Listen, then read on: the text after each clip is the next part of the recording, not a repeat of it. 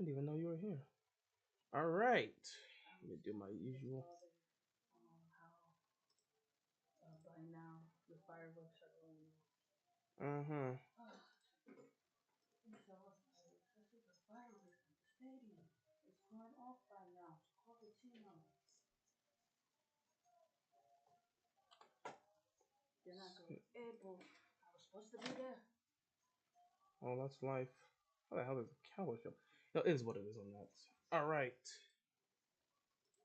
Whoa there, buddy. Whoa there. Chill there. All right. Let's get it on. First of all, let me make sure I actually have what I need to put up here. Let me actually see if I got everything up here. What? Yes, they won their game.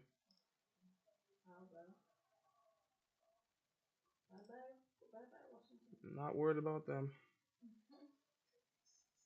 All right, I think I got everything about set up here. Yeah, I got everything about set up here. All right, ladies and gentlemen, boys and girls, children of all ages, Ravens flock. What's going on, everybody? Hope you guys are enjoying your day. So here we are, Sunday night football against the Steelers. What? Oh, you on the phone? Sunday night football against the Steelers. What's going on to everybody in the chat? What's going on, Kevin? What's going on, boy? What's going on to everybody in the chat? Appreciate you guys just showing up here. Um, this game this game is for playoff implications. Because of the circumstance and the situations that happened today, this game does involve playoff implications. Pittsburgh is somehow still alive in the playoff race, so they need to win this game. By the way, Happy New Year to all. Happy New Year to everybody in the chat. This game is important for both Baltimore and Pittsburgh. Now, let me tell you what will happen tonight, depending on who wins. If the Baltimore Ravens win this game tonight, they will keep. Obviously, they've clinched the playoffs, so that's not a worry. But if they win this game against the Pittsburgh Steelers tonight, they will still be in the running for the AFC North. Meaning next week at Cincinnati, that will be for the division. Not only that, if they win tonight, they officially knock the Pittsburgh Steelers out of the playoff race and they hand Mike Tomlin his first ever losing season as a head coach. If the Pittsburgh Steelers win tonight, the Cincinnati Bengals will go on to most likely clinch the AFC North because we're already a game behind. We're 10-5, they're 11-4. So even if they lose next week, they could be 11-5. Actually, no. We'll be, yeah. No. What? No, they don't. They have a game ahead of us. They're 11-4. We're 10-5. If they lose, they'll be 11-5. If we lose to the Steelers, we'll be 10-6. Actually, wait. If they lose, they'll be 11-5. And if we yeah, so no, they still have a chance. They still have a chance. They still would. Oh yeah, because I forgot Cincinnati. How did Cincinnati mess up early in the season to get 3 losses? We have the tiebreaker, so never mind.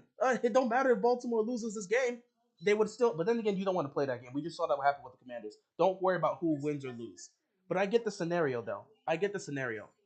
So yeah, if Baltimore loses, Pittsburgh keeps their playoff hopes alive, and most likely Cincinnati is going to win the division. But Bengals are 2 or 3 in the division.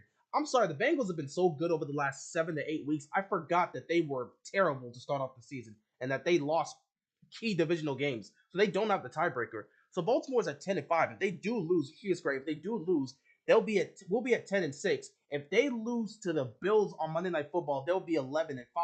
And if we win, then they'll be 11-6. We'll be 11-6. We still get the tiebreaker. So honestly, well, then again, you don't know if they're gonna lose to the Bills. So I'm gonna sit back and say most likely if they lose here today, that means if Baltimore loses here today, most likely Cincinnati is going to get the AFC North. Either way, this is for playoff implications. Baltimore's fighting to keep their hopes on winning the division alive. Pittsburgh's fighting to keep their playoff hopes alive in general. Pittsburgh will get the ball to start off here. So the Steelers offense is coming on the field. And here comes the rookie himself, Kenny Pickett. Kenny Pickett has had a very interesting rookie year. He's had some ups and downs, but honestly, I don't think there should be a debate. he's been the best quarterback for the Pittsburgh Steelers this year. They believe they have something in Kenny Pickett, and they love that Pickett to Pickens connection. They believe they can build something with this young quarterback and young receiver. So we'll see what they can do here. Baltimore still fighting for the AFC North. Pittsburgh fighting for their playoff lives. We'll see what happens here. 1st and 10, under center. They're going to hand the ball off to Najee Harris, and he's going to pick up about 3 yards here. 2nd down coming up for the Steelers. So, mm, I'm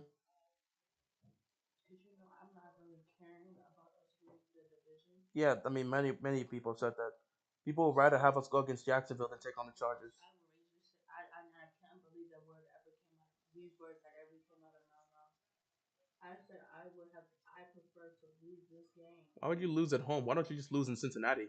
No, because I don't like the Bengals. 2nd down, quick throw here. It's caught, and he is short. So it's going to be 3rd down and short coming up here. I'm fine with Steelers fans talking because we've been doing this for years. But Bengals fans coming out of nowhere talking rubbish out of their mouth after getting beat for how many years? It That's how irritates my soul. that's how sports fans are. Not to mention they went to the Super Bowl last year, so lose against the Baltimore Ravens with no Lamar Jackson. I mean, That's what could still happen. me so happy. It could still happen. No, because I don't want us to win and then win. But then, I mean, you'll take on the Chargers. Listen, you're either taking on the Chargers team or you're taking on the hot Jaguars team. 3rd and 1, they're going to hand it to the fullback, and he picks up the 1st down. Like, basically, where you are right now, it's either you're taking on the hot Jacksonville Jaguars team, unless Tennessee somehow finds a way to win that game. But judging how Jacksonville's playing, they don't got a shot in hell at winning that game. But you either take on a hot Jacksonville team that's already beaten you, or you take on a Chargers team that, I mean, is still relatively good. It is what it is. You lost the game. You can say whatever you want. You lost the game. In sports, it's about winning or losing. However you feel about it is however you feel. We lost the game. It's a different time frame. But again, we still lost the game. And you're right, it's still playoffs. We're not guaranteed to win. They've already had the confidence to show that they could beat us once. Yeah, don't mean they can beat us again. Of course, but at the same time, that doesn't mean we can beat them and go back there and beat them because we lost in Jacksonville once. Does it mean we'll win the second time? It was. And we still don't know Lamar's status as well. So what if he doesn't play in the playoff game? No. He gonna play. Well, that's the assumption we all have, and that's the hope we have. But what if he doesn't play? Pittsburgh's moving the ball relatively solid here. I mean, just making the assumption, bro. You're making the assumption. You heard from a guy. Oh, yeah, I got you. You heard from a guy. 2nd down and 4. Quick toss you. Ooh. Tried to knock that down. Couldn't get it there. 3rd down and short coming up here. Anything could really happen. My team is either facing Brady, Rodgers, or Goff. Looking for 2 killers in the eye in round 1. I mean, you're a Cowboys fan. I'm not going to say anything about the Cowboys. Let's just hope you get to the division. I'm not going to say nothing about Dallas. I'm going to be nice today. But y'all usually know how the playoffs go for you.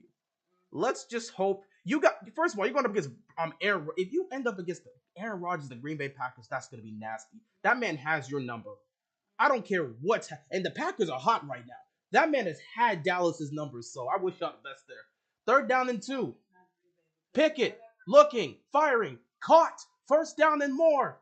Getting into Ravens territory. For whatever reason, Cowboys could not beat Aaron Rodgers. It is what it is. Y'all had it this Crazy year. to think that the Steelers were 2-6 and 3-7 to start the season, still in the playoff race. That's not crazy. I mean, we're watching. First of all, I've told you guys every year Pittsburgh is going to be in contention, so that's not crazy to think. Every year coming into the season with Mike Tomlin, they're going to be in contention. Whether they make the playoffs or not, that's up to them, but they were going to be in contention. That's not a surprise.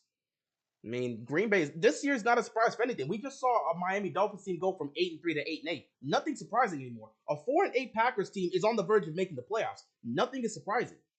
Ravens are one and done in the playoffs. If it happens, it happens. Until then, they got a chance just like everybody else. Saying they're one and done in the playoffs, you're entitled to your opinion, Brandon. I can say Kansas City's one and done in the playoffs. Doesn't mean it's going to happen. Until you get eliminated, you've got a shot for the title. That's just how the playoffs work. I sat here as a young kid and watched a 9-8 Giants team go on to win the Super Bowl. I don't care what you have to tell me.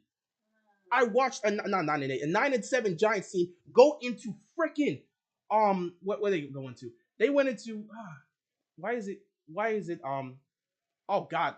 First down. Oh no, defense. What are you doing? I lost my train of thought because of these guys. First and goal all of a sudden by the Steelers. Wow. Wow. I lost my train of thought. Literally lost my train of thought. Let me say what I was trying to say. I watched Eli Manning in 2011 take on a 15-1 Green Bay Packers team, and he went into Lambeau Field and beat them. Do not tell me do what. Not to mention the Giants are in the playoffs. I watched the 2011 New York Giants, a 9-7 football team, go into the 15-1 Green Bay Packers territory in Lambeau Field and beat Aaron Rodgers. Don't tell me, no, bro, I'm not going to listen to this whole one and done. Of course, that doesn't happen every single season, but until you are eliminated, you have a chance.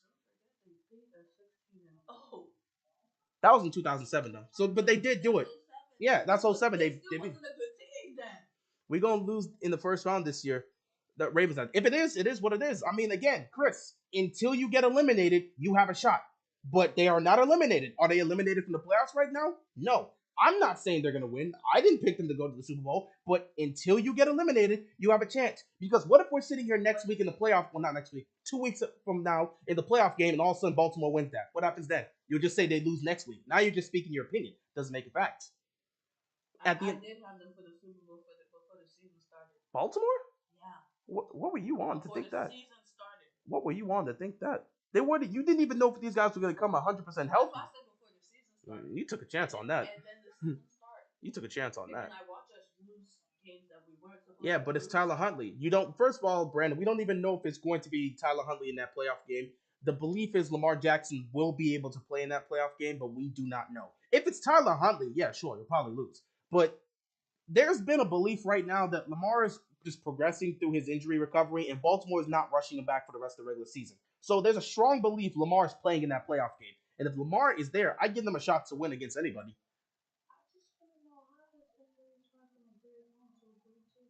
Well, I mean, go ask Rappaport. Apparently, the Ravens said he's been on track. So some sort of misinformation came out. Flag on the play here. Looks like it's on Pittsburgh. Is this a false? Yep, false start on the Steelers. I thought Lamar is going to Miami. Well, I mean, you're free to make your assumptions. You're free to make your assumptions, but there has been no Lamar going to Miami. And I don't know how many times we have to explain this. Lamar cannot just up and leave and go to Miami. He will be franchise tagged. So unless he's getting traded to Miami, he can't up and leave. You guys know what a franchise tag is. Like, I didn't think I would have to explain this consistently, but people know what a franchise. Like, people are around to watch the Kirk Cousins situation. That man got franchise tagged 3 times by Washington. Y'all know what a franchise tag is. And before he got his contract with the Vikings, he got franchise tagged 3 times. First and goal, Pickett, looking, firing, incomplete. Second and goal coming up here. Good stop by Roquan Smith.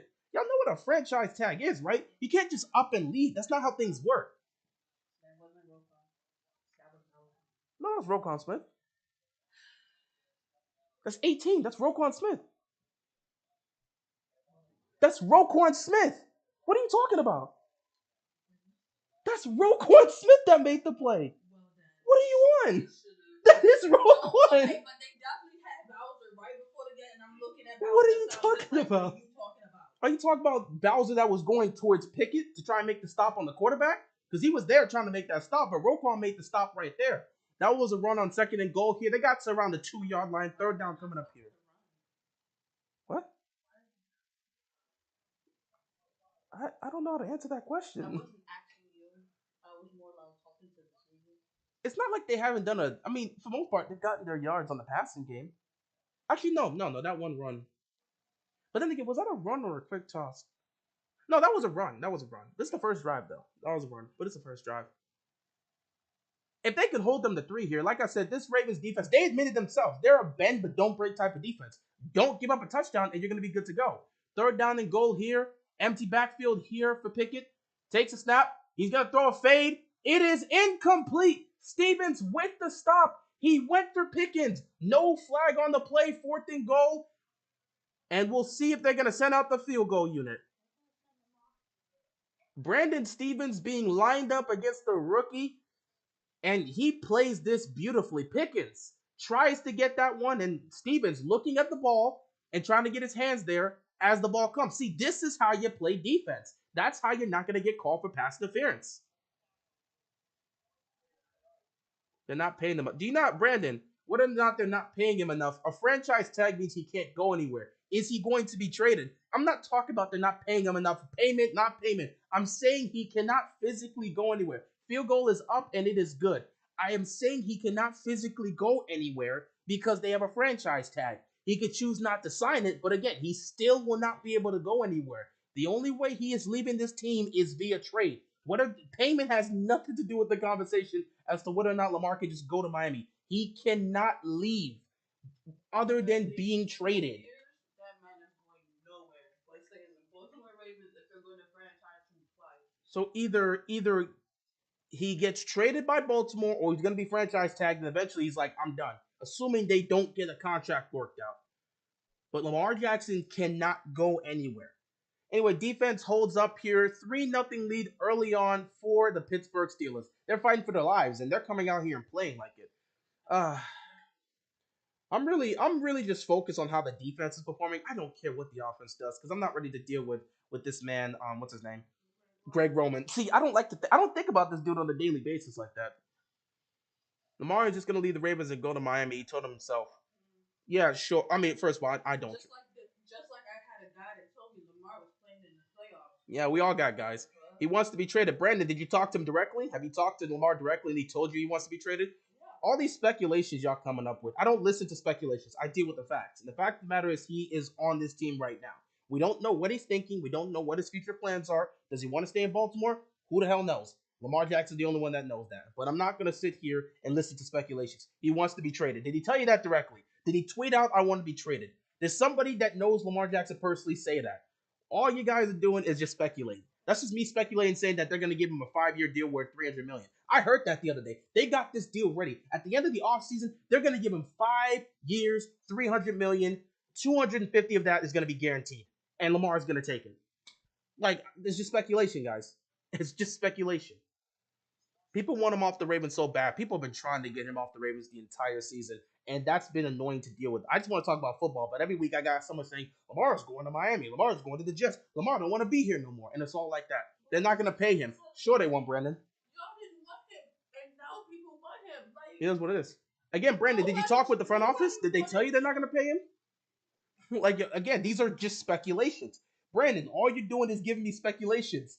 You're entitled to your opinion, but that doesn't make them facts. Please, before you make a comment, can you say, I do not believe they're going to pay him? I think the Ravens will look to move on from Lamar Jackson. They'll probably trade him to get some picks and try to see if they can do something with that. Please, that right there is an opinion. You're trying to state your statements as if they're facts, and they're just opinions. You're entitled to your opinions, but at least specify that it's an opinion. Saying they're not going to pay him. No, say you believe they're not going to pay him. You don't talk to the front office. You don't know what's going on there. Come on, Brandon. Be better. There's been 2 articles that says the Ravens are planning to renegotiate their contract with Lamar in the offseason. There's been 2 articles that's already put it out there that's looking to give him whatever he wants. So, I mean, we're free to speculate however we can. Come on, let's get a good run out of this. Up to the 27-yard line. And here comes the offense with Tyler Huntley. Let's see what Huntley can do here. Huntley's been a good backup. I mean, he's done what he can to help. Huntley's been a good backup. You know, he's done what he's needed to do to help this team for the most part. He's not perfect. He's not great. Okay, I do not believe they're going to pay him. That's better, Brandon. You don't believe they're going to pay him. We will see what happens when the offseason comes. If they choose not to pay him and they franchise tag him and he wants out, they'll probably trade him. Let's just see what happens in the offseason. For now, we still got football left to play. 1st and 10, they're going to hand this ball off here to J.K. Dobbins, and he's going to pick up about 4 yards here. 2nd down coming up here. He's going to a real time like I know what you mean, a real team like the Texans. Sure he is. It's a real team? Oh my God. It's a Steelers fan. It's a Steelers fan. They're always Steelers. It's a Steelers. I know who this is. Oh, child. Don't worry about it. I know who this is. This Steelers fan's been preying on our downfall for years. I'm surprised you said the Texans. Why would you still want them to stay in the AFC? Wouldn't that hurt the Steelers' chances as well? You should have said something like the Lions or something like that. 1st down here for Mark Andrews. I'm not here to deal with him. I'm just not here to deal with him. That game had made me so bad. I let that go a while back. Okay, offseason, I'll come back and say I told you so. And Brandon, if he doesn't get traded and they give him his deal, what do you say then? Like, again, you can say I told you. I don't know why everybody has this mindset of trying to be right. When it happens, it happens. If they give him his deal. Like I sort of got. You could just come back and make your video and give Brandon a shout out. If it happens, I'll give him a shout out. If it happens, it happens. I mean, cool. So be it. It's sports. I don't know why fans nowadays are so focused on trying to be right instead of just enjoying the moment. Like, it's this whole "I told you so." Right now, the Ravens are trying to do something in the playoffs to get Lamar Jackson back, and we're talking about him not being here, getting traded. Like, it's just weird. Like, focus on the moment. Y'all are so focused on trying to quote unquote be right for this "I told you so" moment. So what if you're just wrong? You just ignore that and just move on to something else. Well, it don't matter. At the end of the day, he made a mistake. That's what you do. Because that's what they did with Lamar. What? They said he was not going to be a good quarterback. I just focused on what he did on the field. Listen, when he got drafted, he said they was like he's the worst. Basically saying he's the worst. 2nd and 10 here. Huntley. Pump fakes. Nothing there. He's going to take off. Can Huntley get the edge? Can he pick up the first down? Huntley. Oh, wow. I did not like that landing at the end, but it looks like he does pick up the first down. And what continue? Like he was the worst in his class. But now people just completely brush over the fact that they said basically called this man trash. That's true. And now call it like just talking like great, like he's been doing this, that, and the third, complimenting him. But let's not forget, 2 seasons ago, and when he got drafted, y'all was acting like he was trash, and now they're completely brushing over the fact that that's what they said, and we're acting like that time frame. Oh, he didn't get the first down. Okay, well, no, he did. Why did the lineman? Why did you have it as if it was 2nd and 1? Anyway, JK takes a run here, picks up about a yard. 2nd down coming up here. So if fans do it, I'm not even surprised because. I mean, it is what it is. Analysts do this, Joy. They're doing it. I personally don't care what analysts do. They're paid to do that. They're paid to do. Look at Lamar just with the shades, just chilling out.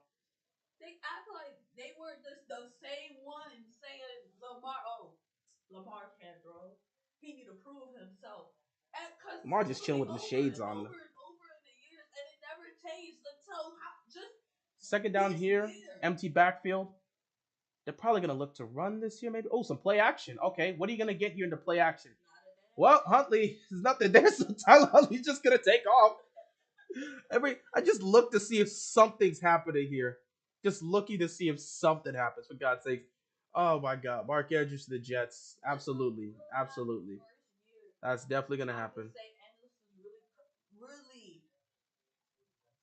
not putting blame, like, they put where Lamar's fault is, but not fully putting the blame on Lamar when something is happening. Well, that kind of started last year when the team started to be decimated, but we were still winning games. I'm talking about it a full year. Well, I mean, last year it was happening, but this year they actually started just taking the blame completely off of him and focusing on the team not surrounding him with talent. 3rd and 6, the throw here to Mark Andrews, and he picks up another first down. The Ravens continue to move the chains here on their opening drive. And again, this is going to be another short game because I expect the time to be ticking. This is not going to be a high-scoring game. These are not 2 high-scoring offenses. At least, with Lamar not here, you don't expect Huntley to be doing that. I do like how Lamar's just chilling on the sideline with the shades. That's nice. Anyway, Mark Andrews picks up the first here. The Ravens continue to move the chains. Wow, this really feels like a long. Look at this. It's a slow. They're not gonna give him the first down. They said he was short, so it's a 4th and 1 situation. Wow. Replay. We challenge it. Yep.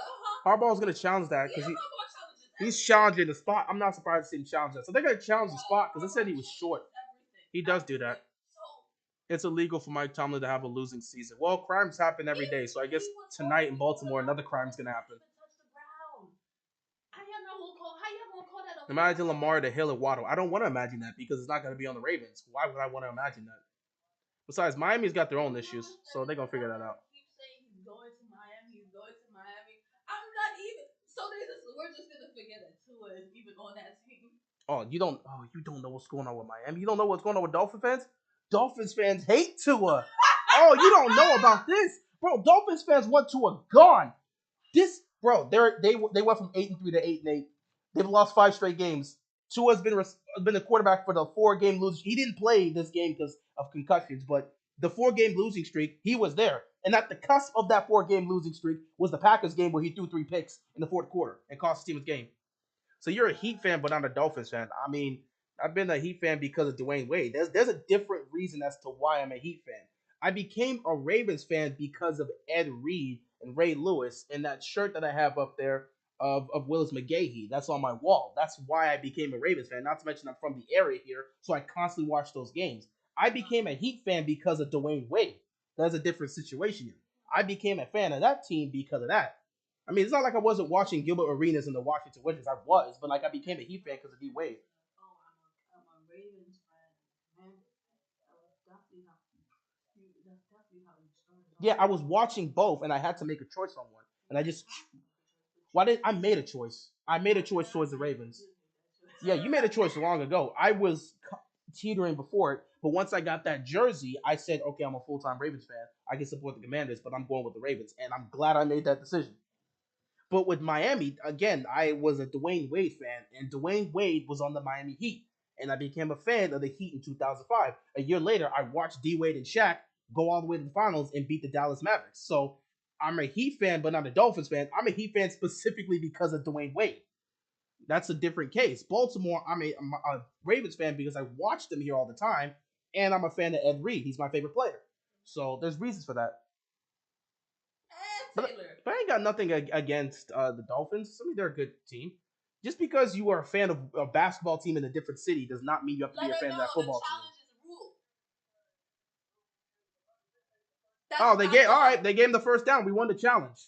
That's what we thought. Do you think that Greg Roman will be here next season? Honestly, I haven't a clue. I would hope he's not here next season, but chances are he will be, depending on how things work.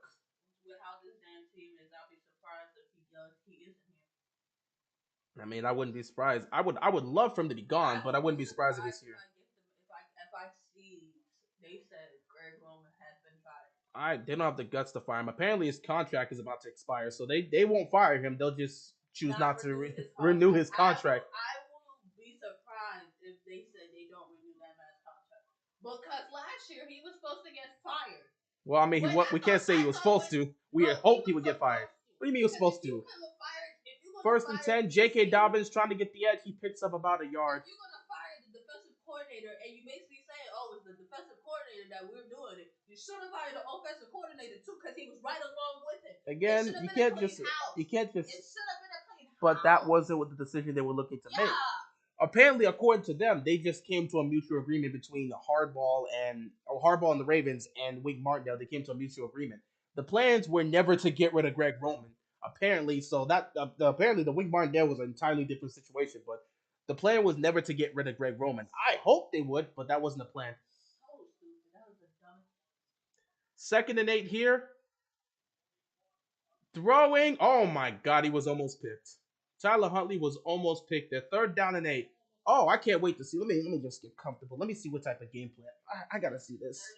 Third and long. Let me see what Greg Roman's gonna cook up here. Third and long. I mean, I wouldn't be surprised if we ran a draw. I wouldn't be surprised if we ran a draw. I wouldn't be surprised if we ran a sweep. And I wouldn't be surprised if in the passing game it's just look for Mark Andrews over the middle. That's usually what we do. Let's see if we can actually do something different. Get into the vault. Let's see you get into the vault and come up with a different play here.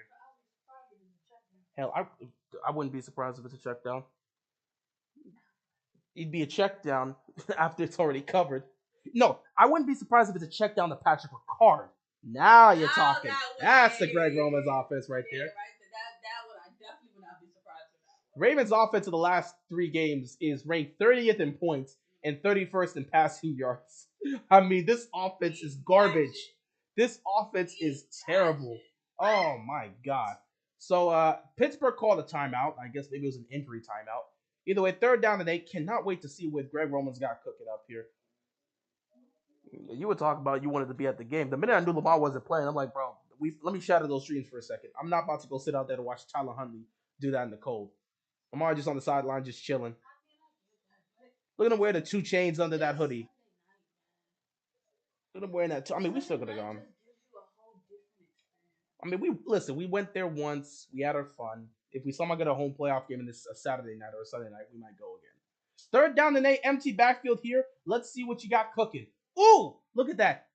Oh my God, we threw to a receiver. Holy crap. Wow. An actual throw to a receiver. An actual throw to a receiver. That is crazy.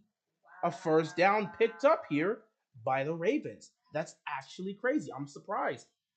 And look at that. Did you just notice how so many times they show this? Did you just notice how you had Andy Isabella run right? Like you had Demarcus Robinson running here, and Andy Isabella just cut him off right there. You see how our routes are always running into each other? Crazy, right? I mean, you would think you could do better than that, but you know, it is what it is. Nah, we don't need to fix it. We're the Ravens. We're good. Hand that ball off here. And here comes J.K. Dobbins picking up a first down and more. This entire drive is going to take the rest of this quarter. Holy crap, this is going to be a very short game. This is a long drive. I mean, Pittsburgh took up nearly the first. They took up nearly the first half of the first quarter. We're just taking up the rest. Both teams are just running the clock down. It would not be a high-scoring game. Oh yeah, I mean, you knew this was going to be a low-scoring game coming into it. First quarter and we're still doing this first drive. I mean, yeah, that's the Ravens' way. I mean, you just run the football and throw the ball short and see what you can get. Oh look, here comes Huntley running the ball and picking up about 6 yards. Second down coming up here. We are probably going to head into the second quarter. So end of the first quarter here, heading into the second quarter here. Pittsburgh up 3-0. Baltimore knocking at the door of the red zone. Actually, they're not knocking on the door of the red zone. Knocking on the door of the goal line. No, that is my sister. That is my sister, my friend. That is my sister. Huh? I've been gone for a while now, but I'm back. I'm back. You got it. I'm back. You got it. I'm back. You got it, bro. You got it. I was here, sick as a dog, but I was back. Now I'm back now. Mara over here wearing the Michael Jackson gloves. Nah. My man's is cold as hell. Them football players, them wide receiver guns right there. Look at this. Lamar Jackson starts 28 points a game with Lamar, bro. In his career, since 2018, since week 11 of 2018, when Lamar Jackson starts, we're averaging 28 points a game. That's the second highest in NFL history. And we got to get rid of this guy. Yeah. Oh, God. This just miss Lamar so bad. I can't take this offense. Oh, Jesus. Even when we were playing bad, Lamar was still getting you 20 points at least. We have yet to crack 20 at all without Lamar.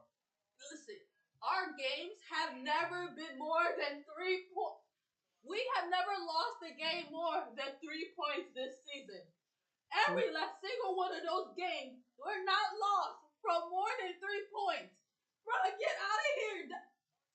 It's because you know what? Let me be quiet because Lamar deserves wide receivers like Jordan. First of all, I mean, they'd rather drop dead than actually trade with Lamar to the Steelers. So let's end that right there.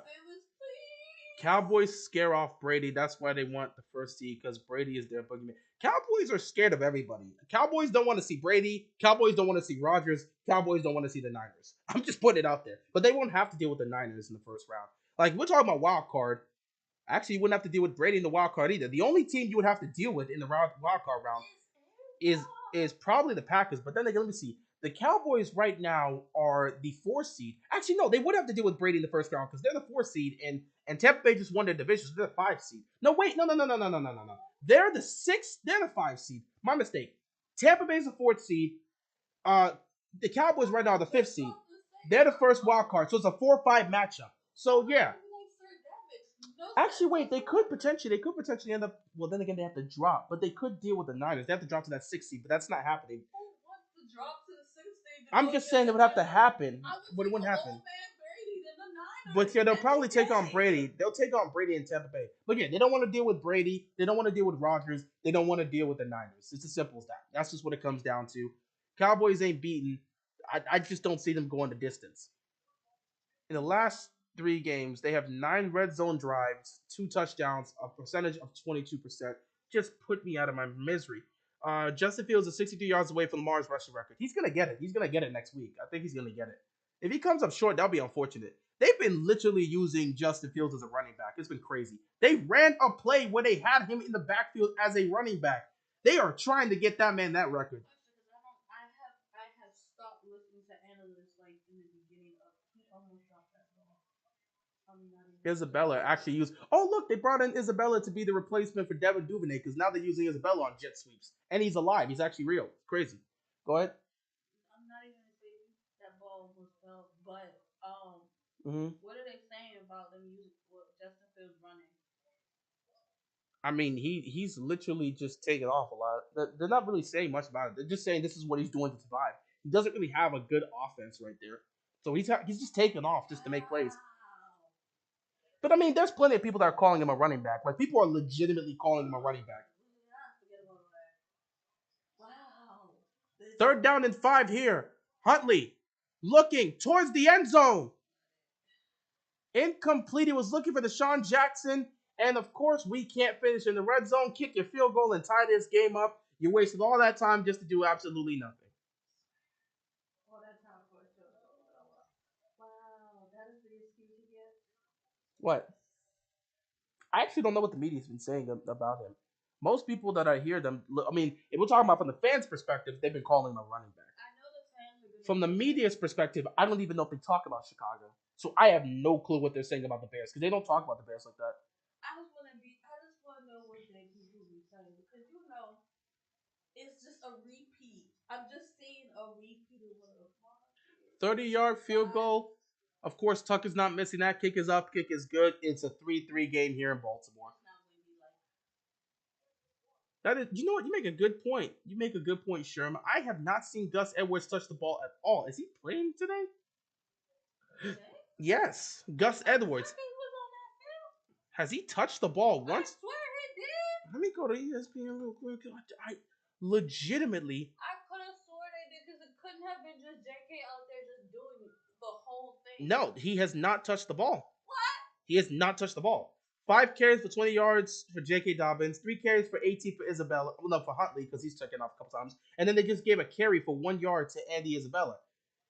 Gus Edwards has not touched the ball. Is he? I need to see if he's active. No, he's not hurt. Is he active?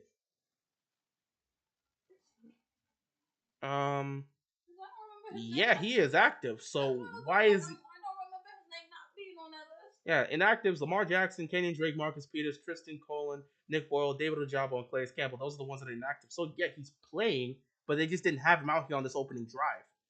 Why wouldn't you give it to Gus in this situation? I think he's been on the field, but they just haven't given him the ball. When he's been on the field, I think that's when they've thrown it. So they just haven't given him a carry yet. He was on the field when they gave it to Isabella. It makes sense. What? What? You know the commercials where they be making the thing look extra cheesy? Yeah, it's glue. That's glue. I mean, that is glue. That is expected because cheese don't look like that. When I learned that, I said, wow. That is why I'm hard on Giro. He forgets who he has. Giro forgets a lot of things.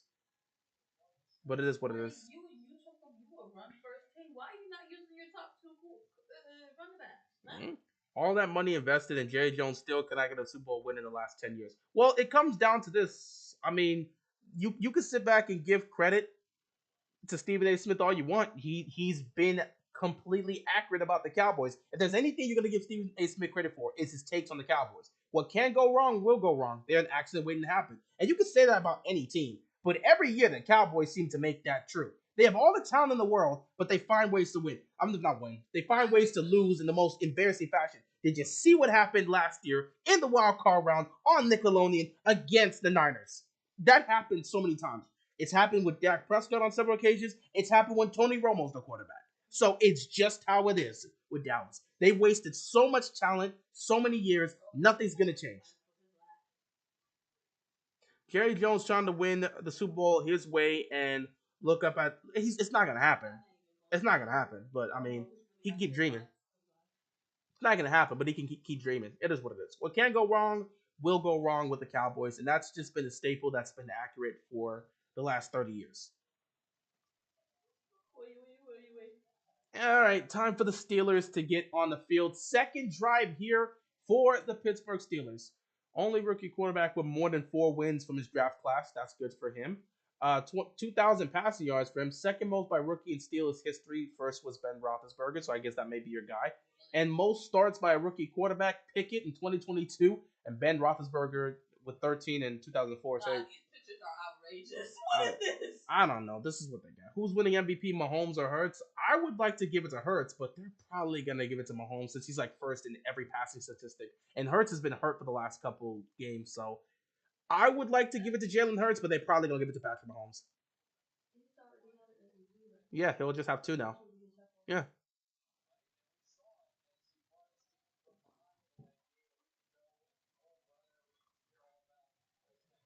Second in inches now here for the Pittsburgh Steelers. Um, Defense gave up 9 on that first one here, and they've given up more here. First down picked up for the first down picked up here by the Steelers. Owe is a body at this point. He isn't even a guy anymore. It's frustrating. I'll give you that credit. You know, I mean, he's just a body. He's just a body. He's a body. He's not a guy. You know, he's like Prochet. He's just a body. You know, he's not a guy. Yeah, he's just a body. He's not a guy. He's just a body. Prochet is a body. He's not a guy. He's just here to take up a roster spot. That's just it. It's not his fault, but that's just why they use it. Kenny Pickett here on 1st and 10. He's gonna take this under center. Play. Okay. Okay. All right, bro. Well, that's an easy sack for JPP. Technically, that counts as a sack because he didn't even get tackled, but he fell and he got touched down behind a lot of scrimmage. That's gotta count as a sack for JPP. That man was like, let me just go get this easy sack real quick. There we go. He slipped on a banana peel. Oh no, he tripped up on yeah, his and Najee Harris's feet collided, and that's what caused him to trip up. All right, 2nd and 17. Yeah, he didn't slip. His feet just collided with Najee. That's not really his fault. That happens a lot more than you would expect it to. 2nd and 17. Pickett takes a snap, looks, fires, caught right in the middle of the zone. They gave up a lot of yards there. Third down. Wow. Third down coming up here for the Pittsburgh Steelers. That was a lot of yards they gave up on 2nd down here. Looked like it was about 14. This might be a 3rd and 3 type situation. Look at this in the soft part of the zone. Who was that? Stevens. Okay.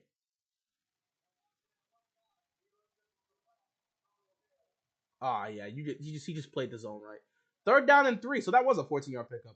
Look at me with the expert calling here. But 3rd down and 3 here for the Steelers.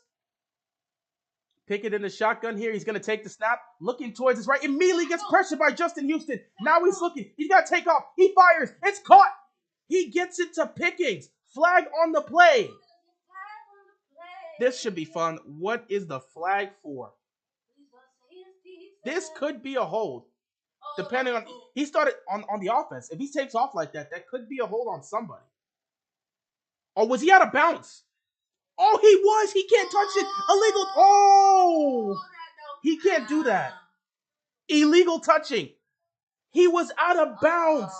Oh, that's going to be it. They're going to have to punt this. It's all right, Brody. You ain't know it and you ain't mean it. It's all right. They got to punt this. I'm still thinking Kansas City will be winning the Super Bowl. My Vegas bet. I mean, that's not really a difficult bet to make, but I hope it works out for you. Kansas City is usually the favorite going into every season, and it wouldn't be a big surprise if they win. But hey, I hope it works out for you. I picked Buffalo to get to the Super Bowl, so we'll see who actually makes it there. So now they're gonna have to punt this. Dang, that is tough. All right, so there's the punt. I mean, we're not going to do much with it. You just got to hope that ball does not get inside the 10, and it went exactly inside the 10, and now we have to be stopped at the 6-yard line. Fantastic.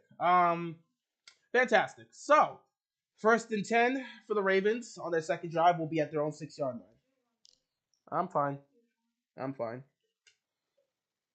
Oh, boy. Starting off at their own 6-yard line. Any same person. I mean, well, no. What you have to correct that. Any Steelers fan actually, any insane Steelers fan would bet on the Steelers to win the Super Bowl. That's how you correct it. That's the perfect statement. I really wish this would happen in real life. What? My red flag and go back and do it. Oh yeah, You know how many times that would have helped me in the arguments. it would have helped a lot of people out in a lot of things in life. I'm surprised I haven't seen Gus run it yet because they haven't given him a single carry, and I'm not surprised. This is Greg Roman we're dealing with, so anything is possible with Greg Roman. You know, you kind of you get used to it. Like I'm not, you can see nowadays. I'm not even mad when something happens like this. It's just I'm so used to Greg Roman just doing this. It's just like, should I even be surprised anymore? This is just what he does. I mean, you got Gus Edwards. Instead of just alternating between your backs, let's just continue to just give it to Gus. Better yet, let's try to run a jet sweep with freaking Andy Isabella. Let's treat him like he's Devin Duvernay.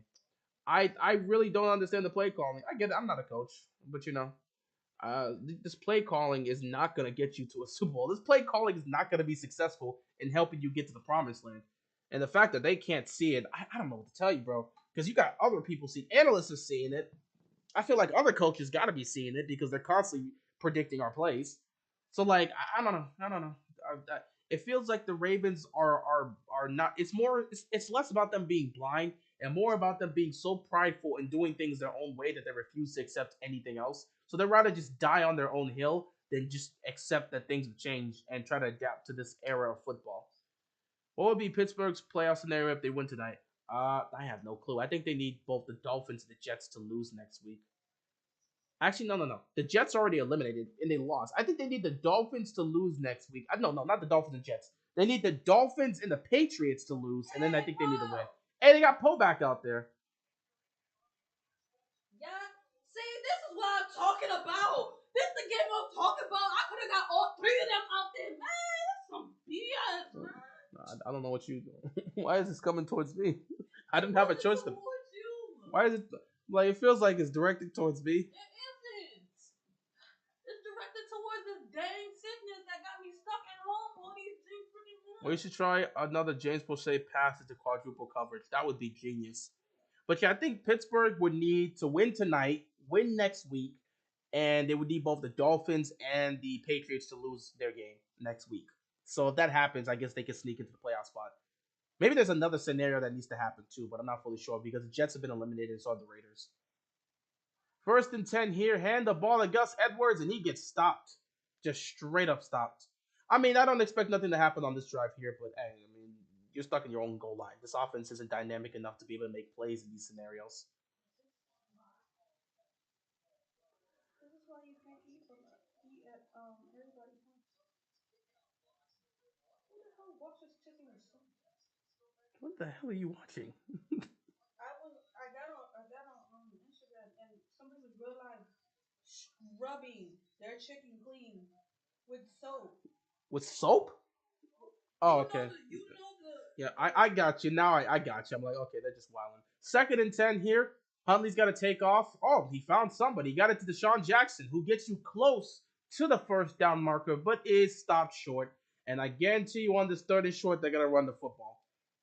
I bet, I'm telling you, bro, I'd put money down. I'm not going to make a bet, but I put money down on third and one, they're going to run this football. Because on every third and short situation, Greg Roman says, look at it. Let's calm down. I'm not going to say nothing about him. Look at this dude right here. You know he's not saying anything in that mic, but just run the ball, run the ball. Okay, run the ball, run the ball, just run the ball, run the ball. It's third down, just run the ball, run the ball. That's all he's saying on the mic. He ain't saying nothing on no passing. Run the ball, run the ball, run the ball, run the ball. As if Pittsburgh doesn't know you're gonna run the freaking football. Like, come on, bro. why would you? Like seriously, like actually seriously. Run the ball, run the ball, run the ball, run the ball, run the ball, run the ball, run the ball, run the ball. Like, come on, bro. On third down and one, can you come up with anything creative? Why is it every time third down and one, third down and two, we're just handing the ball off? Like, how predictable can you be as a football team? And they don't care. They don't care. That's what I was talking about, brother. Yeah, that's gonna kill somebody. That's going to kill somebody. You cannot wash chicken with soap. Flag on a play. You cannot wash chicken with soap. That's going to kill somebody. You're going to poison somebody like that. What in the? Well, it looks like it's going to be holding probably on the Steelers, but it don't matter. They're going to get the football back anyway. Yeah, it's gonna be holding on the Steelers. Fitzpatrick's clearly holding there. Holding on the receiving team. Was that 10-yard penalty? Yeah. I mean, it's the same thing. Even though they stopped the run so much, run the ball, run the ball, run the ball. That's basically it. It's there's no creativity. There's no we are about to sign T.O. next. You guys thought we were crazy. The Ravens apparently are in talks, at least according to the rumors, which I don't even know how true they are. Yeah, apparently the Cowboys have been hitting up T.O. to try to bring him back. The Ravens have been in the conversation to get T.O. We were making jokes about that. That's actually a thing now. Is Washington out of the playoffs? Absolutely. Yes, they are. They decided to play Carson Wentz. It is what it is, bro. I mean, I'm sorry. season's over, bro. I can't get over it. Why would you ever take? I understand. I get it. Heineke is not a great quarterback, but he is a good quarterback, decent enough to get you somewhere. He was doing something in that freaking 49ers game. They still had a chance. Cowboys aren't paying that. So yeah, T.O. ain't getting that type of money. As soon as they took him out, the freaking script switched, and then 49ers just started whooping him. Then you just thought in your right mind, yeah, Carson Wentz is the right fit to play for today's game. Okay, well that's fine. We played him the first half. You seen in the first half, he got 2 interceptions, and you still continue to play him and not take him out? You didn't say, hey, let me take him out because he's not doing what I got to do. Let me put the person that got us here in the first place. Ridiculous. Ridiculous. How did he sweat blood and tears for nothing? They might as well never had an opportunity to go to the playoffs. Well, at least you have an anger for somebody. I ain't got anger for that, bro. I ain't got anger for that. Someone's got to be mad. What you talking about? I ain't got anger left. There you go. I ain't got the anger left for this. You don't got it. You don't got it. I ain't got the anger left for this. But you had it just with me. I ain't got the anger left for it, bro. Like I said, you was able to vent your anger out. Yeah, listen. The minute they decided to keep Carson Wentz in, I saw him throw the pick on the first drive, and I knew where this game was going, and I knew at that point it was done. Then he threw the next pick in the same half. Brandon Stevens going to the locker room. Oh, that's exactly what the Ravens need right now. Then what again? And threw a third. Well, you still got Pepe, I guess. I guess you could throw Pepe at that point. The insult was too much. Here we go for the Steelers. Third drive for them. It's still a 3-3 game. Oh, okay. They're gonna get Kayvon Seymour to come out here. You still got Pepe though, so I mean they might be. I don't know. See, but Kayvon Seymour is gonna be out here for this drive because Brandon Stevens is going to the locker room. 1st and 10 here for the Steelers. Pickett gonna hand the ball off to Najee, and Najee's just gonna break through for a second and get slowed down. He's gonna pick up about 5 yards. Okay, Stevens is back. So what is he here for? This is really a battle between two of the worst offensive coordinators in the NFL. Yeah. Because Matt Canada's trash and Greg Roman is awful. So I mean, listen, Pittsburgh, we don't agree on a lot of things, but I think one thing we, as two different fan bases, can agree on is that we both want our offensive coordinators fired. Because like I've heard nothing but fire Matt Canada the entire season by Steelers fans. 2nd and 5 here, they're gonna pick up the first down. So yeah, both our offensive coordinators are just not good at their job, and we want both teams and both fan bases, not both teams, but both fan bases want their offensive coordinator gone. So it is what it is. Why do we keep running on first down? Because it's a Greg Roman offense. I remember a few years ago, Lamar said defenses know our plays before the ball snaps. That's still the case now. Nothing's changed. Every time we're on 3rd and short, the teams know we're going to run the football on 3rd and short. We don't do anything creative. So nobody's surprised when it's 3rd and short. Everybody knows Baltimore's going to run the football. And teams are always prepared for it. Nice run here by Warren. He's going to pick up about 6 yards. 2nd down coming up here. Yeah, nobody's surprised at the Ravens play calling. Everybody knows what's going to happen. This is going out and execute. Apparently, the Ravens think it's perfectly fine that people recognize what plays you're running as long as you can go out and execute it. They think that's just perfectly fine. They're cool with what Greg Roman does, and there'll be people who defend it. I just don't care anymore. This is what the Ravens want. I already gave y'all my prediction. If the Ravens, I told y'all way back in the offseason, If the Ravens kept Greg Roman, they'd make the playoffs, maybe win a playoff game, and lose in the divisional round to either the Chiefs or the Bills. That looks like it's going to be coming up soon. Maybe they don't even get to the divisional round if Lamar Jackson doesn't play. First down here for the Steelers. 6:50 left to go in the first half of this game. There's no way either one of these teams are reaching 20 points tonight. There's no way. Oh, dang.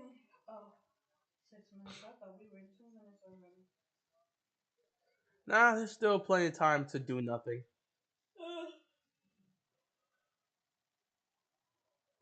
I'm begging the football guys, please don't make me have to sit here and watch a playoff game with Tyler Huntley.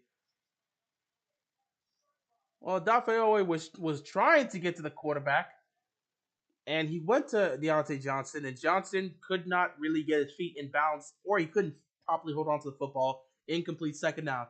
Well, Dafe, at least that time you got to see him on the field. He was so close to getting Kenny Pickett. And yeah, that's incomplete. He could not hold on to the football properly. Incomplete. Second down coming up here for the Steelers. Hey, look, guys, Adafe Owe almost got to the quarterback. Nice. Second and 10 here for the Steelers. Oh, boy. Pickett taking it under center, going to hand the ball off, and he's going to pick up a good chunk of yards here. Probably around 4 or 5. Third down coming up here. Oh, yeah, you were asking about why the run defense hasn't been so great. Calais Campbell's not playing. He's been injured for a while. So, yeah, I forgot to mention that. Calais Campbell hasn't been playing, so that plays a huge factor why the run defense hasn't been so great. Third down and 5 here for the Steelers. The Ravens rush defense, they allowed 87.5 rushing yards through week 16 of this season. Tonight, they've given up 101.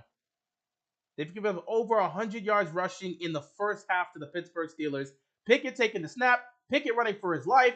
Pickett going to throw. Pickett's going to get a first down. Oh, am I hearing some boos in Baltimore?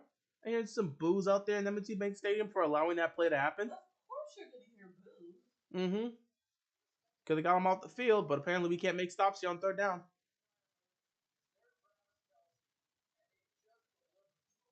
Yeah, that was, oh, man.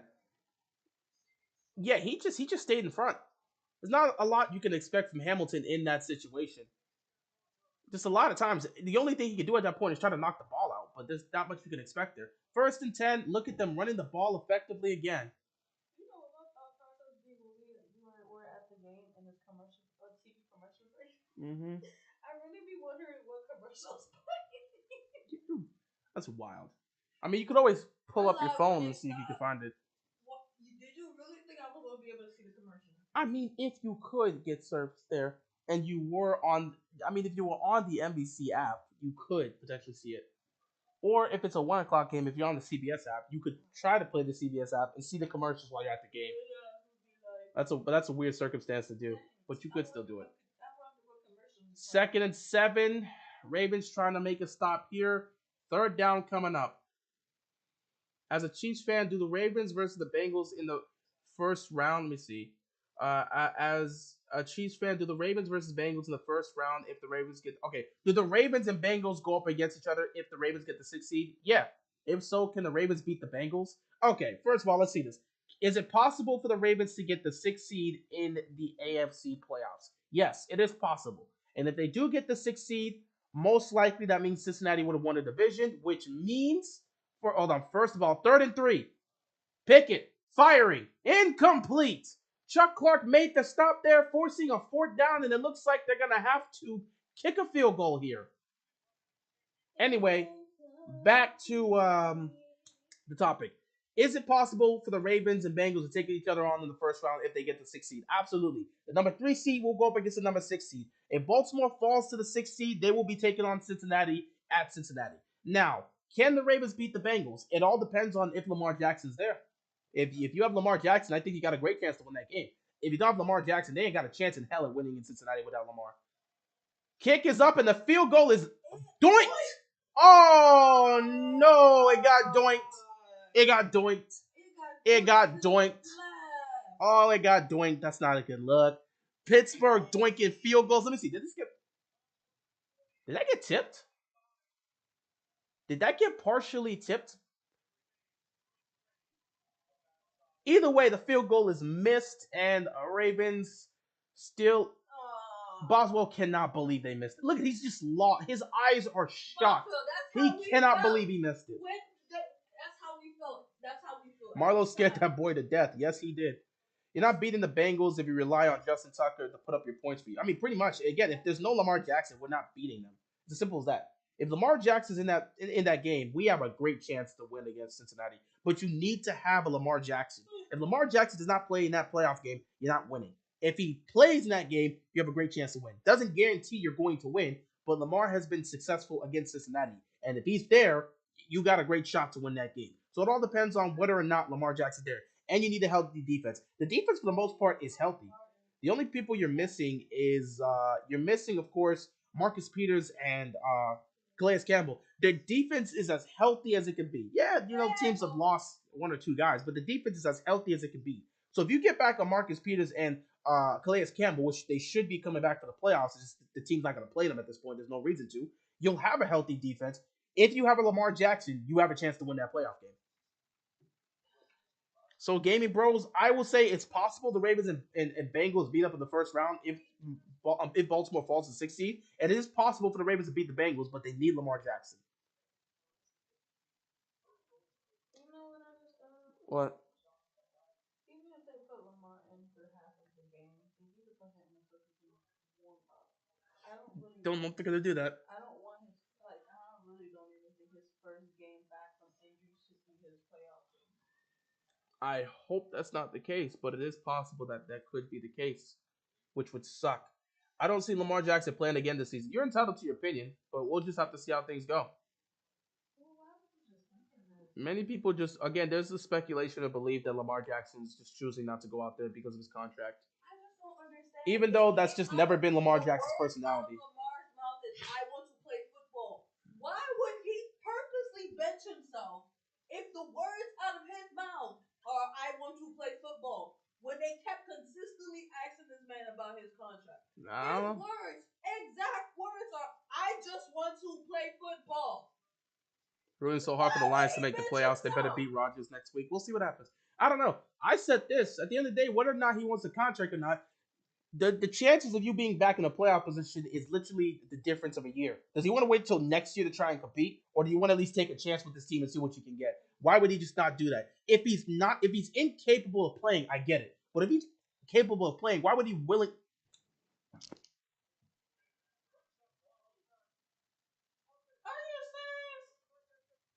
You just got on the field and you're already causing penalties. False start already, Baltimore? Golly. What was you thinking? Oh, my God's sakes. What was you thinking? Anyway, back to what I was saying. The playoffs are right here. Okay, we got one more week of football left, and then it's the playoffs. You tell me Lamar's the guy that everyone says is constantly talking about the Super Bowl every day is willing to wait a whole other year just because of a contract? No, that's not his personality. That's just not the guy. J.K. Dobbins running the ball, and he picks up the first down. If that was the case, Lamar would have done that at the beginning of the game.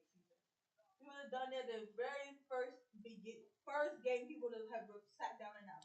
He wouldn't have played the season if he was going to hold out for a contract. Play the whole season and then get hurt and then be like, yeah, I'm not going to play no more. People are just making the speculations. Hey, you're free to make your speculations. We'll just see what happens. The words never came out of Lamar's mouth, but the words. Oh, T.J. Watt was hurt, man. T.J. Watt was pissed that he couldn't make that play. First down and 10 here. They're going to hand this back to J.K. And J.K. is going to get some more yards here. They are really utilizing J.K. here. Let's just say for argument's sake, Lamar does want to be traded. So a lot of people have been saying that he does. Why would he want to be traded to Miami? Because he's from Miami. They can't protect their quarterback either. A lot of people believe he would, or at least people that speculate that he wants to be traded. They believe he wants to be traded to Miami because that's where he's from. That's his hometown. Miami is where he's from. That's why a lot of people are speculating he's gonna get traded there.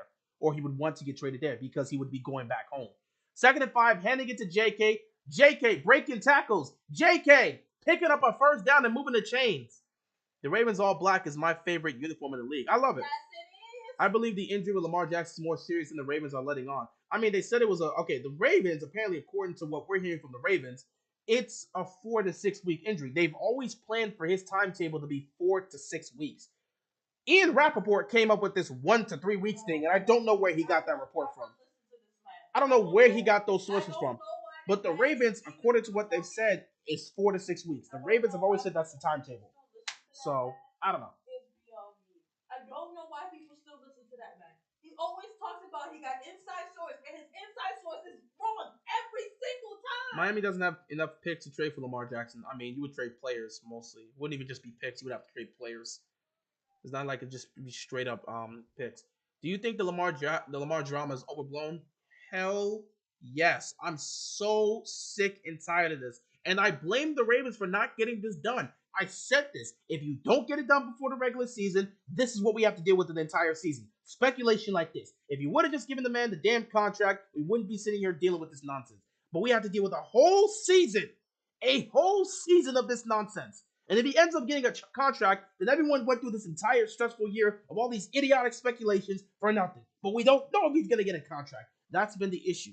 The funny thing about it is, I can tell you right now, Lamar said before the season started that he's not going to talk about his contract. And the Ravens respected that decision. People have been making their speculations throughout the season. There's a great chance Lamar and the Ravens front office have not once discussed the contract since the beginning of the season. They said they'd wait to the offseason. They probably are waiting to the offseason. All this drama is just extra speculation. The Ravens have a game plan of what they want to throw towards Lamar. Lamar is looking to sit down with them in the offseason, and there's really no drama happening there. That could be the case. But because we, the fans, don't know, we're going to make our speculations. The media doesn't know, they're going to make their speculations. That is just how it works. And the Ravens, they don't care. So it is what it is. It just comes down to that. I'd love to see how good Lamar would play with a legit wide receiver. I've been speaking that for 5 years now. This man really been dominant with no help for 3 years now, pretty much.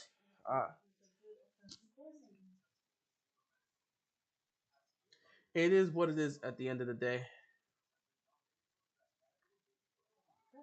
Big Ben should come out of retirement. That's crazy. A lot harder plays in college than he is not in freaking NFL. That is pathetic. It is what it is, bro. We have to Louisville's OC because this is imagine Lamar with the Bengals weapons. Imagine Lamar with a lot of weapons, bro. Oh snap! Was that the 2-minute warning?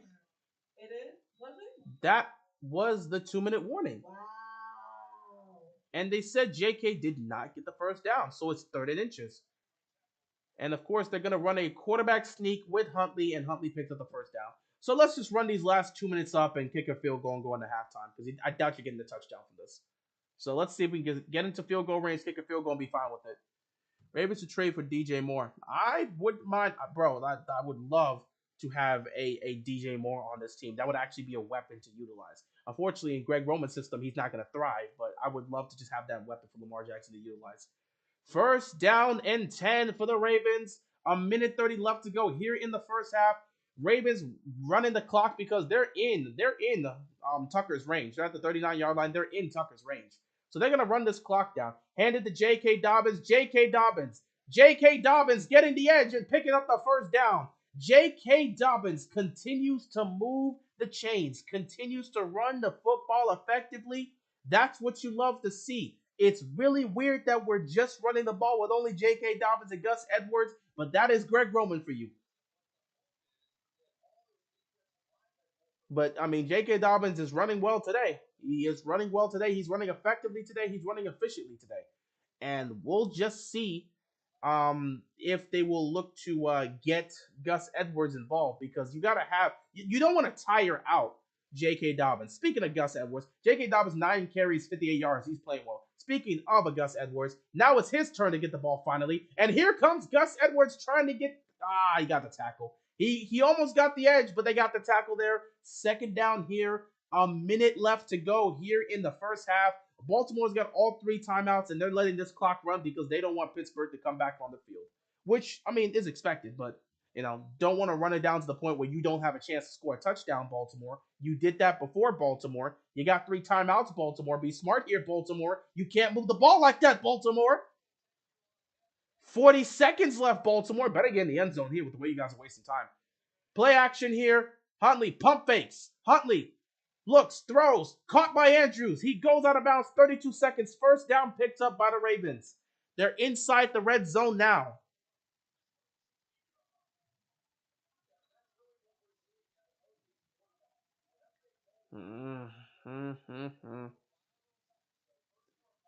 Yeah, Andrews ran a nice route here. He got open, and they just left him. They legitimately just left Andrews wide open by himself, all alone. Why, in God's name, would you leave Mark Andrews alone?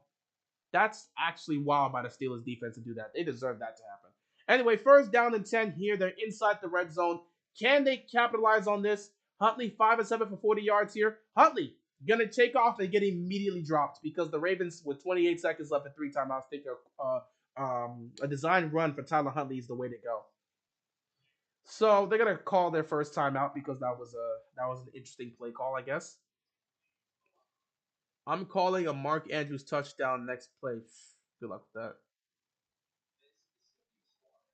You guys should get Derek Carr. No thanks. I don't want Derek Carr as a Raven. You know a team that's probably going to look to get Derek Carr? I'm going to be dead honest. I think a team that's going to look to get Derek Carr will probably be Miami because it looks like, I don't know, a lot of people are starting to speculate that because Tua, his health is becoming a somewhat of a concern, specifically with the head injuries. People aren't sure, not to mention, with the way things have collapsed for the Dolphins this year, a lot of people do not know if Tua's the guy, and I don't know if Miami believes Tua's the guy. So there's been speculation that they could move on from Tua, and I've seen a lot of fans press that the Dolphins should go out and get a quarterback. I've seen two people say you go out, you get a Derek Carr, who can, he'll run the offense. He's got weapons. He'll help you win some games. But you get a Derek Carr, and then you draft a young quarterback. You develop him. You got all these draft picks. So well, I mean, I'm pretty sure they got some draft picks to utilize. You draft the quarterback and develop him, and you get a Derek Carr to play for now. I've seen people say that. So Miami could be a team. Another team I know I wouldn't be surprised to see go out and get Derek Carr, the Washington Commanders. They'll look at the Carson Wentz situation and say, this isn't working out. Let's go pick up a Derek Carr. They would do something like that. So I think Commanders will probably be a team to do it. The Dolphins could be in the conversation. I wouldn't be surprised if something like that happens. The Colts could also be another team. I think the Colts could really go out and get a Derek Carr because this Matt Ryan situation has not worked out, and they're probably, instead of just looking to draft another guy, they'll probably alternate and get somebody like a Derek Carr. So there's a couple teams I think that could actually pick up a Derek Carr in this situation. Colts could be Colts could definitely be a good place for Derek Carr to go to. I wonder where our red zone efficiency ranks in the league. Well, in terms of our red zone efficiency in the last 3 games, I believe it's ranked 30th or 31st. So it might be the last or second to last. It depends. But it's definitely one of the worst in the league.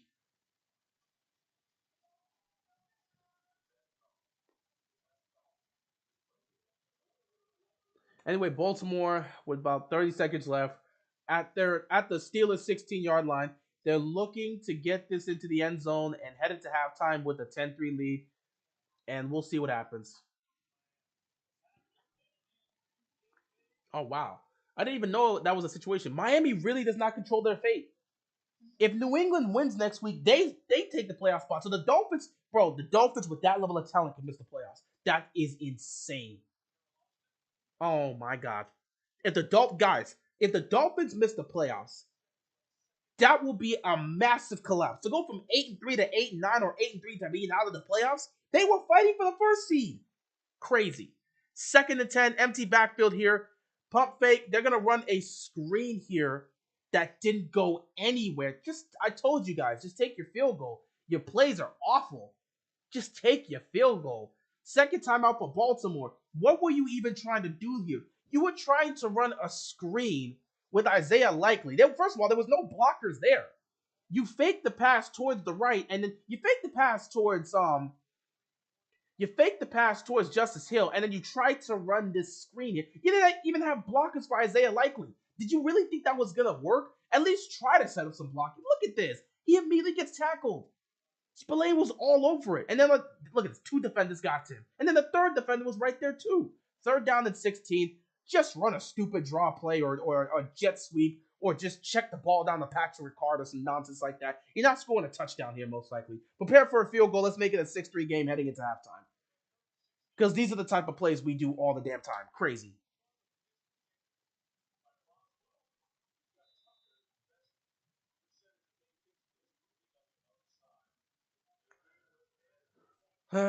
Just hand the ball off and don't ruin your chances. There it is. Handing the ball off like we expect. J.K. Dobbins could run, but he's not getting you that 16. So let's run this clock down, kick our field goal, and go into halftime up 6-3. Dolphins trying to pull a 2021 Ravens 83 to 89 miss the playoffs. Nah. Don't compare them this year to us last year. Because us last year, we were decimated with injuries. Them this year, they've been relatively healthy. The only person who's been dealing with injuries has been, for the most part, Tua himself. So no. And besides, when they were when they were on that losing streak, Tua was the quarterback for 4 of those losses. They've lost 5 straight games. What's this flag for? Oh, oh wow. They just called a personal foul, unnecessary roughness on Cam Hayward. That gives Baltimore the first down with 10 seconds left. So they legitimately could attempt to go for the touchdown here. You got 10 seconds left in the timeout. Wow, they called unnecessary roughness there. That's low key wild.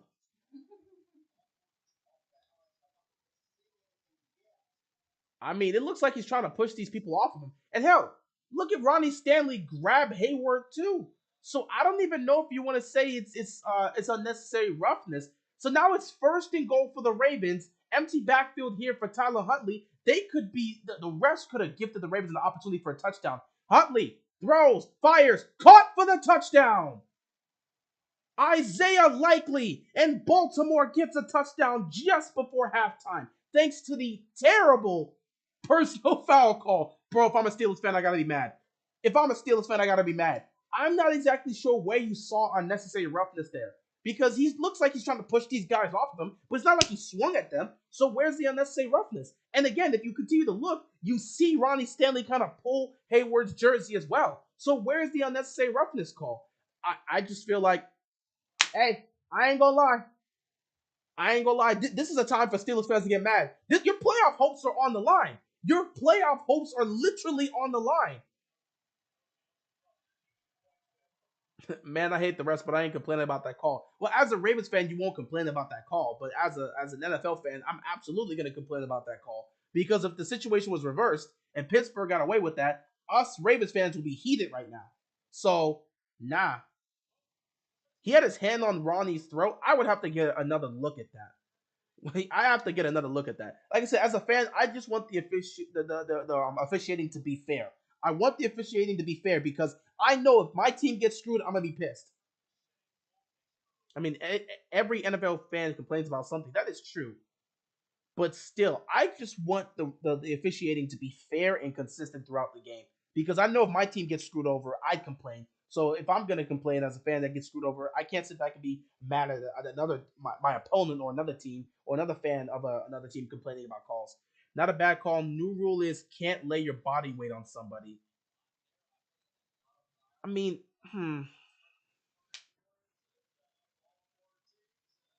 but everybody's piled up on though.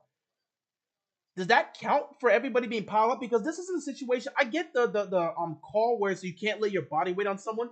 That call for the most part, that call was mostly for the whole quarterback situation. Pass rusher could not lay their body weight on a quarterback when they sack him. That's going to be a personal foul call. But this one was after the play, and they said unnecessary roughness. So would that call saying he's laying his body weight on these guys when it looked like he was trying? I don't know. It feels like it's somewhat of an iffy call because everybody's piled on together. That was the end of the play. They were trying to stop the run. Everybody was piled on each other. It's not like Hayward was like, all right, I'm going to continue to stay down on these guys to make it happen. I get that rule if you talk about the quarterback situation. But for a situation like that, they said after the play, and they said it was unnecessary roughness against Hayward, and it didn't even look like they were speaking on it towards laying your weight, your body weight on someone. It seemed like they were saying he kind of strike. I don't know. Either way, it's unfortunate for the Steelers. That call basically gifted Baltimore an opportunity to score a touchdown. Hayward is still pissed off, and I don't blame him. Their playoff hopes are on the line here, so a play like that is going to piss them off. The thing is, that rule is stupid, especially when as humans we can't control gravity. That rule is stupid. It's been stupid for a while now, but this is just that's just what the NFL wants. So there's nothing you can do there. So it is what it is. Anyway, refs and Haywood have issues. I don't blame them, but I'd be pissed too. Our playoff hopes are on the line, and you just called a penalty that led to a touchdown against our opponents. And Baltimore gets the ball coming out of halftime. So we're down 7. Our opponents get the ball coming out of half. We're fighting for our playoff lives, and the call that looked iffy literally helped get them a touchdown. So yeah, I'd be pissed if I was a Steelers fan, and I'd be pissed if I'm Cam Hayward. So it is what it is. But it is halftime, ladies and gentlemen. I will be heading out and returning in the second half. Baltimore will be getting the ball coming out of halftime, so we'll just see what happens. Ravens up 7. If they win, then that means week 18 against the Cincinnati Bengals will be for the AFC North. We'll have to see what happens in the second half. It is what it is at the end of the day, but yeah, Baltimore, you're up by 7. Let's see if you can close this game out. Anyway, I will see you guys in the second half.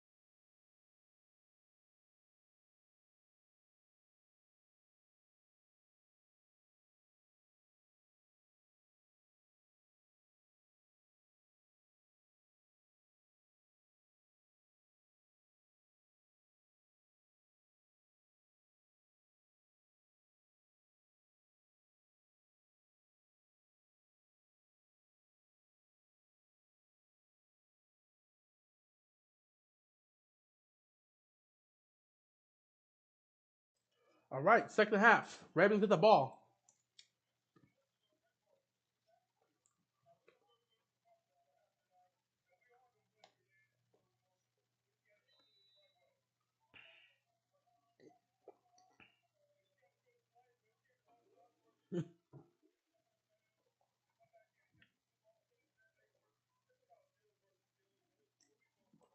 So here we go. First and 10 for the Ravens. Huntley firing, caught by Andrews, moving the chains. First down here. We are back. So I took a look at Twitter, and yeah, Steeler fans are definitely pissed off about that call. Yeah, it's definitely there. They are heated. They are angry about that personal foul call because that gifted Baltimore with an extra 4 points.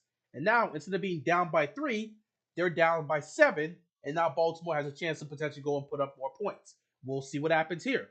First and 10 for the Ravens. Huntley taking the snap, handing it to J.K. Dobbins, who somehow kept his feet and ended up picking up a couple yards, even though he honestly looked like he was about to be stopped behind the line of scrimmage. Instead of losing three, he gained about three. Craziness.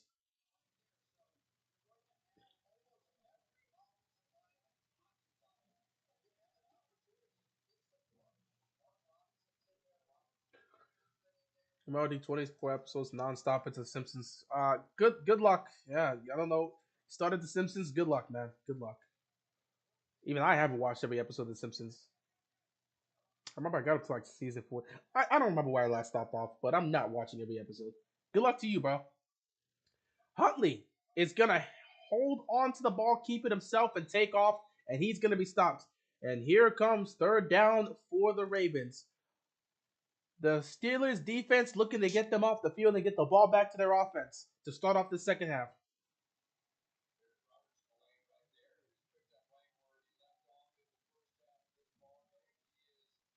Third down and 7 here for the Ravens offense in this opening drive in the second half here. Can't wait to see what Greg Roman's going to have here. Should be something fantastic. Here we go. Huntley taking the snap. Huntley just throwing over the middle. It's caught by Andrews. Andrews picking up the first down and continuing to move the chains. Yeah, when in doubt, throw to 89. When in doubt, throw to 89. If JK can stay healthy next year, he could be a top five rusher, potentially. Yeah, Andrews is looking nice to start the half. At least you can say that your team does not suck like my Tennessee Titans. Yeah, I mean, I don't know what to tell you, bro. Your team's collapsing. Your team was collapsing last year. Team's collapsing this year. Maybe a change needs to happen. You guys can't stay healthy. I don't know what to tell you. If your players can't stay healthy, there's nothing you can do. I mean, I really can't tell you anything. Right? The team can't stay healthy. Weren't healthy last year. Weren't healthy this year. Maybe look at your medical staff. Maybe look at your player. I don't know what to tell you. The team can't stay healthy, bro. Sorry to say. Like legitimately, there's nothing I could do. And again, your team doesn't suck. They're just injured to hell. So that's a difference maker. And Fitzpatrick is down.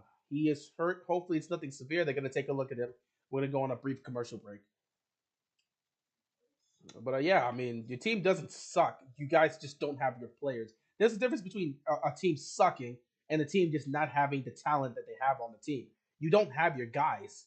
So again, the team that you were supposed to be or the team that you were to start the year is not the team that you are right now because your guys are gone. So it doesn't mean you guys suck. It just means that your team is a hospital right now. It's a legitimate hospital. It's a hospital team. You guys have damn near everybody hurt. Stop running, Tyler. He is not Lamar. I mean, just because he's not Lamar does not mean he's going to stop running the ball. They're going to continue to. Greg Roman's going to continue to dial up some quarterback runs. That's just how the Ravens offense is. They're not going to just. You not Tyler Huntley's not going to stop running just because he's not Lamar Jackson. You think he's thinking to himself, man, I should stop running. I'm not Lamar Jackson. No, he's trying to win a football game here.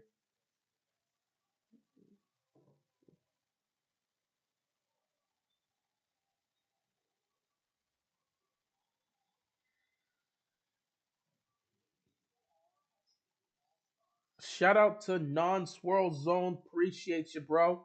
Lamar should be ready for the Bengals next week. We are hopeful that Lamar will be ready for the Bengals next week, but we have no clue if Lamar is going to be ready for the Bengals next week. Was the last touch? When was the last Mandrews touchdown? Week 5, I believe. I think that was the last time. Week 5. Oh no, it was what was it? Week 6? It was week 6. No, week not week 6. Week 7. Because I believe week 7 we took on the New York Giants. The last touchdown was against the Giants, at least for him. But I don't remember. Lamar should stay resting until the playoffs begin. That is the belief that many of us are choosing to accept. We believe that's going to be the case.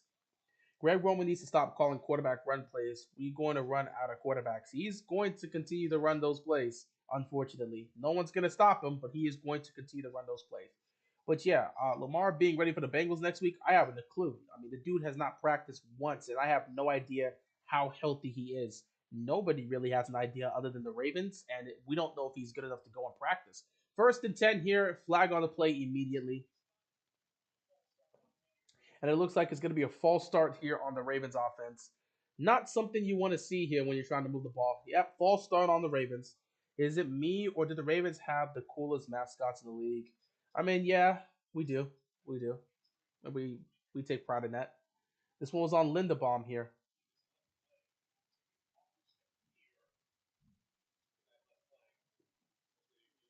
Jags have better. No, they don't. But I did like the. I guess I liked it. Actually, no. I did like the creativity. That's what I like. I like the creativity they have with that Jaguars mascot. I like the creativity. I mean, it's Florida, so it makes sense. That mascot perfectly fit what Florida's all about. Like it made perfect sense. Like that's just oh god, is that a fumble? Okay, it's not a fumble. Okay, if that was a fumble right there, it would have been bad. J.K. Dobbins was on the ground. He was down, so it's not. So he doesn't go anywhere. Second down coming up here for the Ravens. Second and 15. But yeah, that Jaguars mascot, he perfectly fits Florida. He is a perfect representation of what Florida's all about. So I feel like he fits right at home. And I did like the creativity of that. So, second and 15 here. You're at the Pittsburgh 45-yard line. Huntley takes a snap. Here comes pressure again. Huntley running for his life for the 10th billionth time. Huntley looking to pick up the first down. Huntley is not going to pick up the first down. Flag is on the field. This is probably going to be on the offense again, looking for a hold. Let's just end this drive here because you know it's going to be a hold. There it is. Second and 15 turns second and 25. You can pretty much put this drive on ice. Morgan Moses this time. So Lindebaum got called for it, and now Moses got called for it. Congratulations. That is just what we are used to now. I told y'all these penalties weren't going away. You thought the flags were going away with the offense? No. You were still going to get the holding calls. You were still going to get the false start calls. You were still going to get the delay of game calls. The offense does not learn. It does not improve. It does not change. This is just what we're used to. And it is what it is at the end of the day. So you just got to keep trucking. Season's almost over. Maybe some changes happen in the offseason. Second down and 25 here for the Ravens. Now they're back at their own 45-yard line. Well done. Huntley taking the snap. Huntley looking, going downfield, and he gets it to Mark Andrews for a huge gain. Second and 25 turns into third and 5. That is about a 20-yard pickup. Big gain. Mark Andrews is eating tonight. They cannot seem to stop him. And the weird part about it is they continue to let him go free release. Nobody is jamming Mark Andrews at the line of scrimmage. If you're not going to jam Mark Andrews at the line of scrimmage, he's going to get to where he wants to. He's going to get to his spots. He's going to run the route. And here you are in a situation like this. They're not jamming this man at the line of scrimmage. And that is a problem. Third down here. Empty backfield. Huntley takes a snap. Huntley looking. Nothing there. He's going to try to take off. Obviously, he's not going to get it. Fourth down here. Prepare to kick another field goal.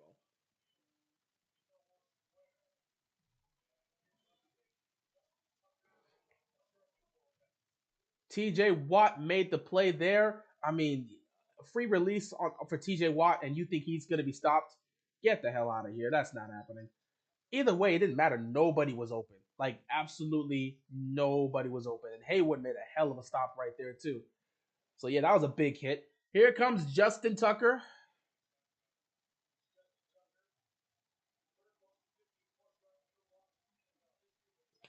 Justin Tucker from 51 here. Kick is up, and it is good because Justin Tucker is that guy. So, Baltimore is up 13-3. Happy New Year, George. Appreciate you stopping by. Tucker does what Tucker does best. Yep, kicking them field goals. That's what he does. Going up 10 is game versus the Steelers, to be honest. That's not the case when you're the Ravens, and that's not the case when it's the AFC North. So, no, this game is far from over. 13-3 game here in Baltimore. This game's far from over, bro. It feels like there's still time left, but no, this game is far from over. Not even close to being done. Unfortunately, not even close to being done.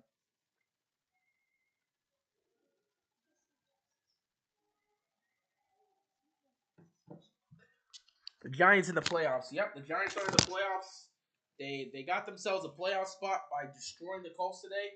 Congratulations to them. You could be the Chiefs defense giving up 24 points versus Russ. I mean, I guess, but again, it really don't matter. At least not right now. They're already in the playoffs, and they still won the game. So it is what it is. I feel like Kyle Hamilton gets an interception this drive. We'll see what happens.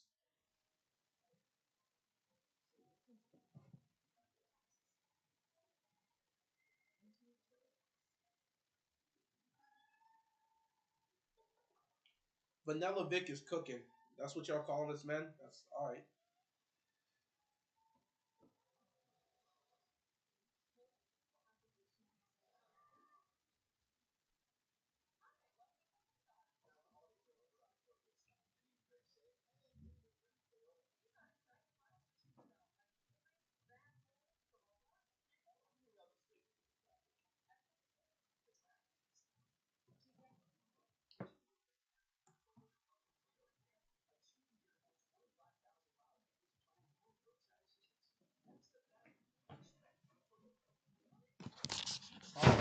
Oh boy, oh boy, oh boy.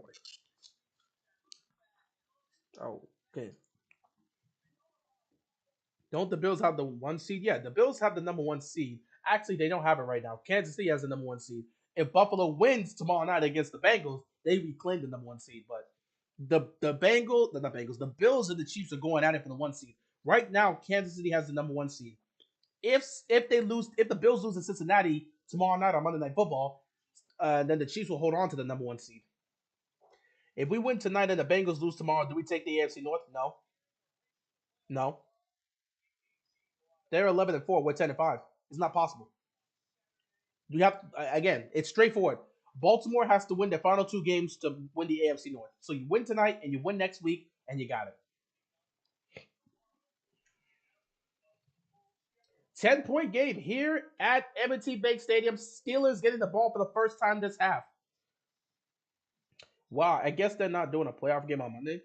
I mean, I'm pretty sure they are, but playoffs aren't until afterwards. That loss to the Browns was crucial. I mean, yeah, but again, Ravens still control their destiny. Win today, and then win Monday, and then you're good. No playoff game on Monday like last year. We don't. I don't know. I don't know. I don't know. You'll have to see. You'll have to see. I'm pretty sure they're gonna have a Monday night wildcard game. I'm pretty sure that was on the list, but we'll have to see. Either way, 1st and 10 here for the Steelers. They got to score. This is a crucial drive. Oh, good stop right there by the defense. Batting the pass up in the air. 2nd down here for the Steelers. They got plenty of time left in this game, but if you're the Steelers, you don't want to be down double digits. You just don't.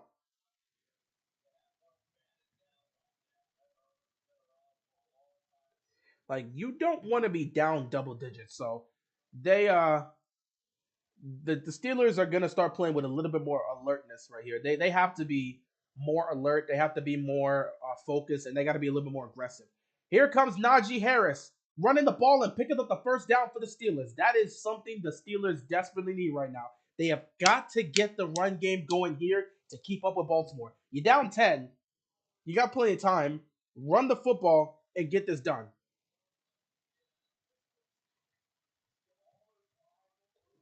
They still got plenty of time. We'll see if the Steelers can be able to get a touchdown off this. I usually tell you a lot of times when Baltimore goes up double digits, the defense ends up giving up a touchdown. It happens damn near every game. So let's see if they can stop the trend. That they can stop the trend here and get the ball back to the offense. First and 10. Najee picks up a couple yards here. Second down for the Steelers. They already showed their playoffs Saturday and Sunday this year, 1 p.m., 4 p.m., 8 p.m. I mean, well, three playoff games. Saturdays, oh, both Saturdays, 1, 4, and 8 for the six wildcard games. I don't know. We'll see. I haven't checked the playoff schedule. I don't know if there is a Monday one.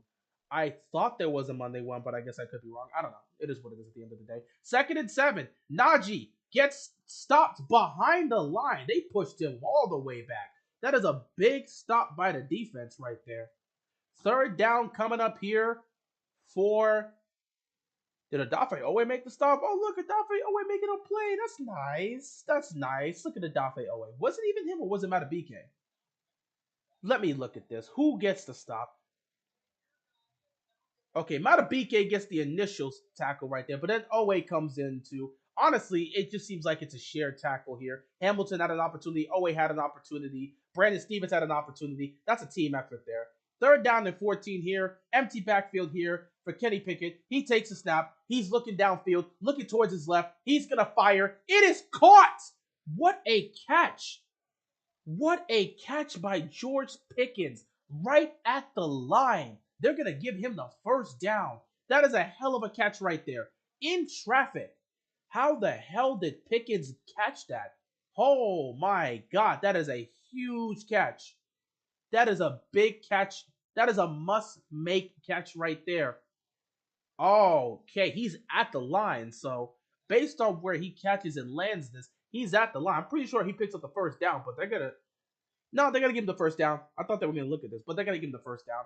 Big play on 3rd and 14 for the Steelers. First and 10. Here comes Pickett. Rolling to his he rolls to his left now. He was rolling to his right initially. Cut back to his left, throws it. It's caught and it's picked. It's caught and it's a not even 5, but a 7-yard pickup here. Second down for the Steelers.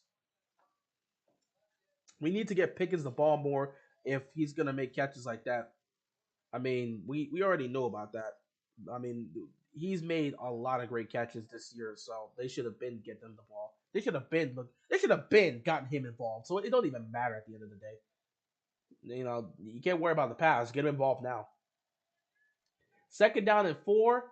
They're gonna run this ball, and wow, he just fell. He just fell.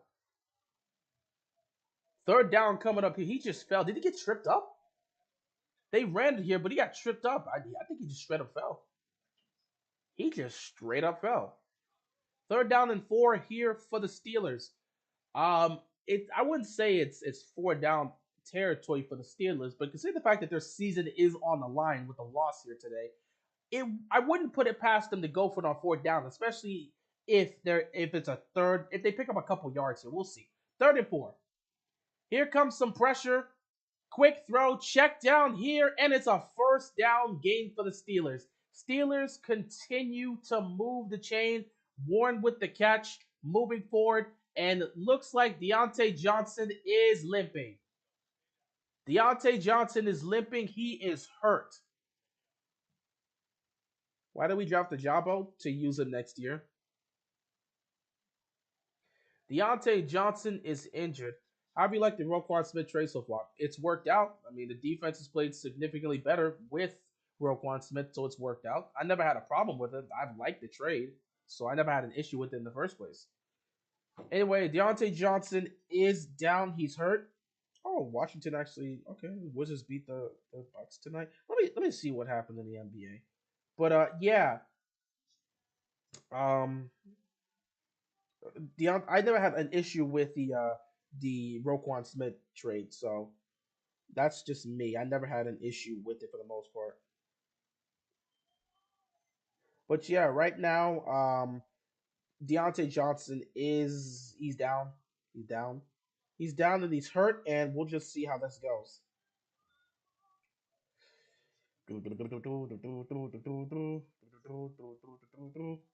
got the national championship game. I honestly I don't have a contender here. I guess I could take Georgia, and we'll see how that goes. I don't know. TCU played a hell of a game though, but I guess I could take Georgia. I don't know. I don't really have a pick on this one, so it can go either way. It can go either way. TCU played a hell of a game, so they got to get credit. But I guess I could take Georgia. I don't know. It'll go either way. I think it's going to be a good game, so we'll see what happens. But yeah, Deontay Johnson's down right now. We'll just see what happens. I gotta check to see what's going on in the NBA today because there were games that were played on New Year's Day. Grizzlies up 113 to 106 against the Kings. There's 2:51 left. The Nuggets thoroughly handled, thoroughly not handled, but thoroughly handling the Celtics right now. They're up 110 to 97. Tatum has 25. Brown has 23. Jokic with 28, damn near a 28-point triple double. 17 from MPJ, 17 from Highlands, 14 from Aaron Gordon. Jamal Murray didn't play in this game. Huh. Interesting. And then the last one was the Wizards that beat the Bucks, which how the hell did the Wizards beat the Bucks 118 to 95? Did Giannis play? Um 26 points. Hold on, let me see. Did Giannis play? Giannis did not play on New Year's Eve. That's how you beat. I got it. I got it. So that's how you beat the Bucks. Giannis doesn't play. Drew Holiday doesn't play. Chris Middleton doesn't play. Yeah, that's how you win a game. 19 for Bobby Portis. Yeah, when Giannis doesn't play and Drew Holiday doesn't play, yeah, now I can see how the Wizards won that game. Makes sense. Either way, there was only 3 basketball games today. And Deontay Johnson, I hope his injury isn't anything severe. Michigan somehow always chokes in the playoffs. They've been doing it for years now. First and 10, Najee Harris with the ball, running for a couple yards. Second down, coming up here for the Steelers. We're under 5 left to go here in the third quarter. Everything is on the line for the Steelers. They have to win this game. Season on the line, playoff hopes on the line. This is a must-win situation for Pittsburgh if they want to stay alive. They cannot afford to lose this game. They got to do everything in their power to make sure they win here. So 2nd and 5 here for the Pittsburgh Steelers.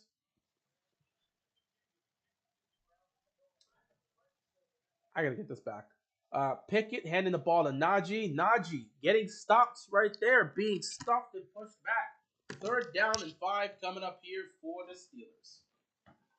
I have to get this on a charger. Donovan Mitchell next time, so okay. I'll see how that goes. I expected the Warriors to get any more better, but it wasn't. So it is what it is. All right.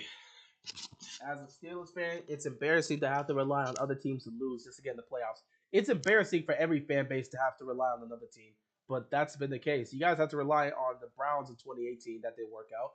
2019, you guys just weren't in. 2020, you guys made it. That was cool. 2021, you had to rely on some teams losing, and you got in. And 2022, you got to rely on some teams losing again, and you got to win this game, and we'll see what happens. Pickett's been playing well on that 3rd down. Yeah, Pickett's been good. Pickett has been nice, so give the man credit. He's playing well. He's playing really well. Baltimore is gonna utilize a timeout for some reason. 3:52 left to go in the third quarter. I believe it was an injury-related timeout, or they just wanted to get. It looks like JPP may have been a little bit winded. Either way, Baltimore calls a timeout. 3:52 left to go here in the third quarter. Plenty of time left. It's a 10-point game. We will see what happens.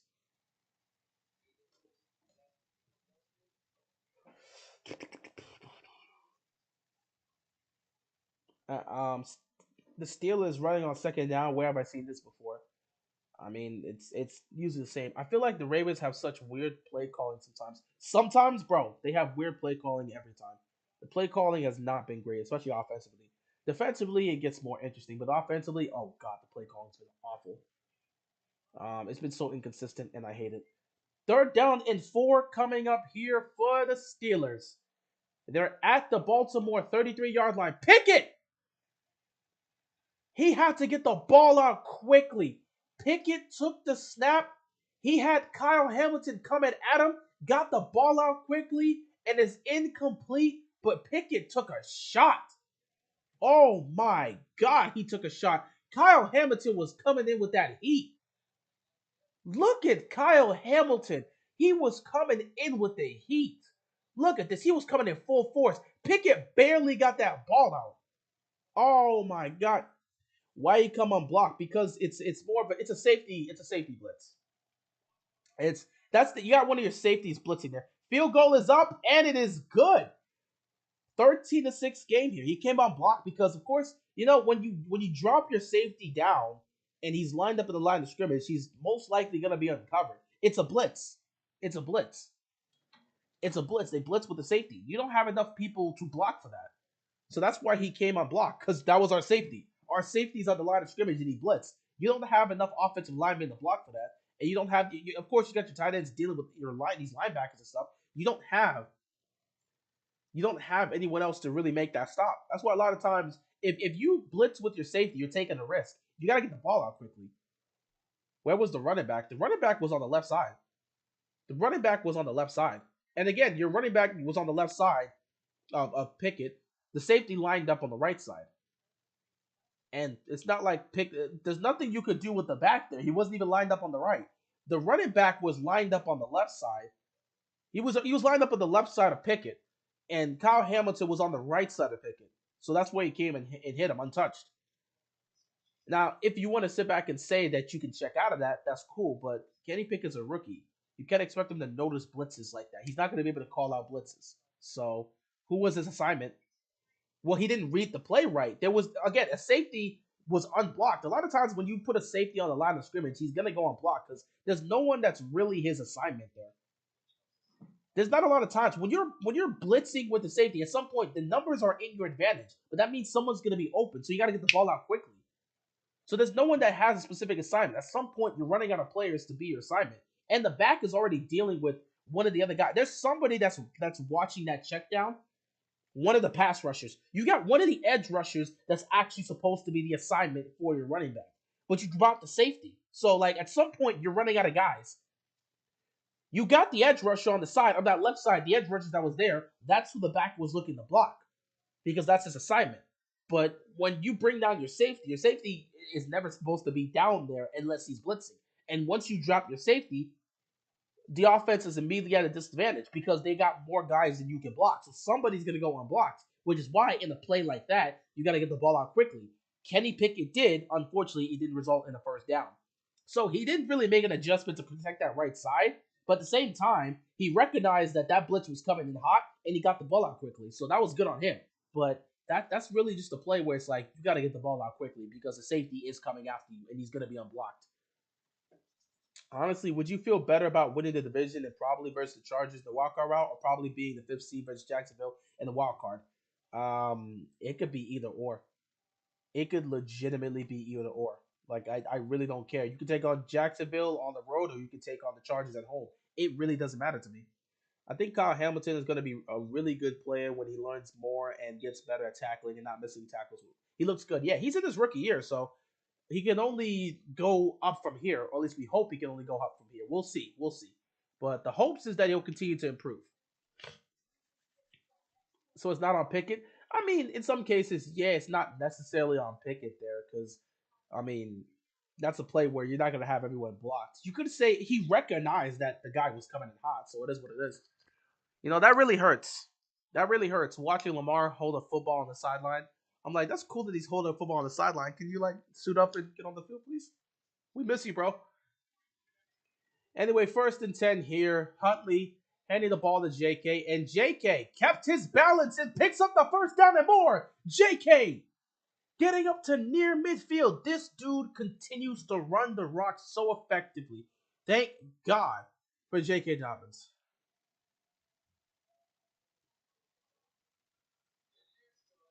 Oh, look, Lamar, who won't play if he doesn't get paid, looking happy on the sidelines. That's funny. Pulling guard got to be the scariest thing in football. It is because, like, you got these guys. I mean, it's so difficult to just be able to hold defensive backs from coming after you without actually grabbing them and committing a penalty. So it's like it's not easy. These guys are coming at you full force, and it just becomes an issue. 1st and 10, they're gonna make a stop here on J.K. Dobbins. Second down coming up here. 2:43 left to go here in the third quarter.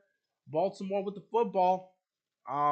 J.K. Dobbins in the last 4 games has had 54 carries for 395 yards and a touchdown. He's averaging 7.3 yards a carry. J.K. Dobbins has been fantastic since he's come back, and he looks to be the guy, man. He's just running the rock so effectively, and you gotta love what you're seeing. Second down and 8 here for the Ravens. Um, Probably gonna run this again.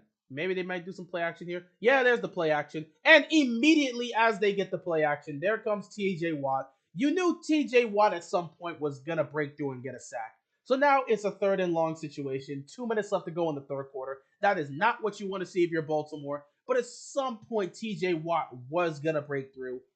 He's got Morgan Moses trying to stop him. Morgan Moses didn't even come close to doing anything to him. He just touched him. He just breezed past this dude. At some point, TJ Watt was going to break through and make a big play. And there's the big play for the Steelers. Now it's a third and long situation. It's a third and long situation. Third and 18. Not much you can really do here. Check the ball down and hope for the best. You picked up a good chunk of yards, but you're just going to have to punt this football. TJ Watt ended this. TJ Watt ended that drive. He sat back and said, "We are so close to tying this game. I got to go out there and make a big play." And he did. He did. And here comes the punt. TJ really carries the Steelers so hard. Yes, he does. Yes, he does. Hell no, they should not run a fake here. Please don't do it. For the love of God, don't do it. Just don't want to hand the Steelers the game. Better punt that football. That's what I'm talking about. All right, so the Steelers are going to start at the 10-yard line. 46 seconds left to go here in the third quarter. Flag on the play. We'll see what the flag is about.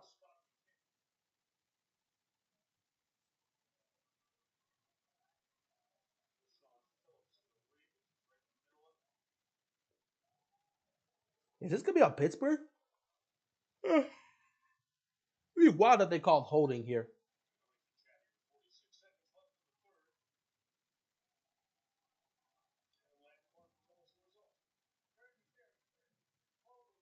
Holding really on the Steelers. The Chiefs suck. They barely beat Denver. I mean, it's any given Sunday, dude. It's any given Sunday, and that's a divisional matchup. I keep trying to tell y'all, I don't care how bad the team is. When it comes to divisional rivals, anything can happen. Anything can happen, bro. Anything can happen. Legitimately. I don't think the Chiefs defense is good enough to win a Super Bowl. That Chiefs defense hasn't been good enough to win a Super Bowl for 3 years now. So that's not a surprise. That defense has not been good enough to win a Super Bowl for 3 years now. The offense clearly carries that stable. But yeah, in terms of divisional matchups, anything can happen. You could have a horrible team beat a great team if it's a divisional game. It can happen. It is what it is. And here comes Najee getting a good run and picking up a first down, or at least coming close to it. Fourth quarter getting ready to end here. That was probably the last play of the third quarter.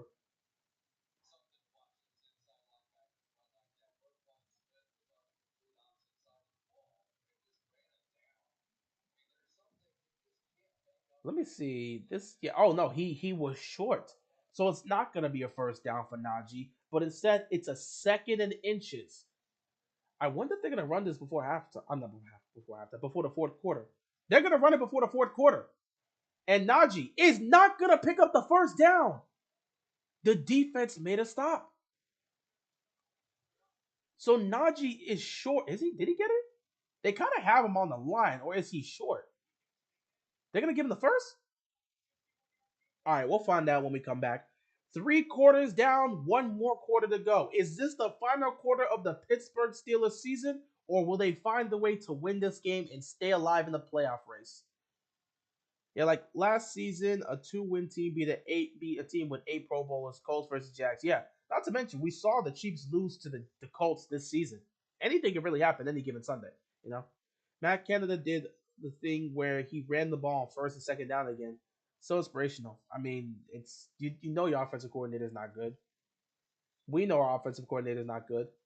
We just have to deal with it because apparently they're not getting fired. It is what it is. Yeah, Lamar Jackson, 13 assists. Okay, that's good. But yeah, 3 quarters down, one more quarter of football left to go. We will see what happens. Game is coming down to the wire.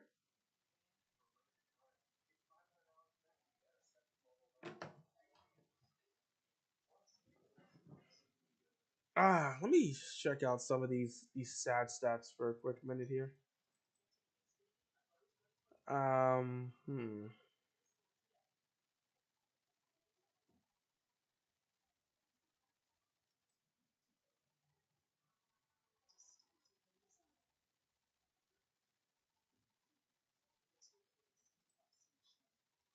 Wait, what?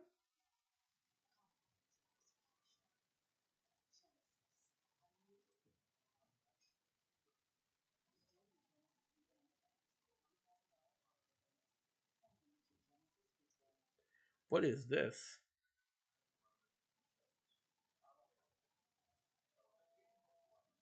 Oh, maybe I probably should have done that, or maybe I don't remember that. Anyway, 3 quarters of the book. One more quarter left to go. Let's see if we can actually put this game on ice. I have no clue.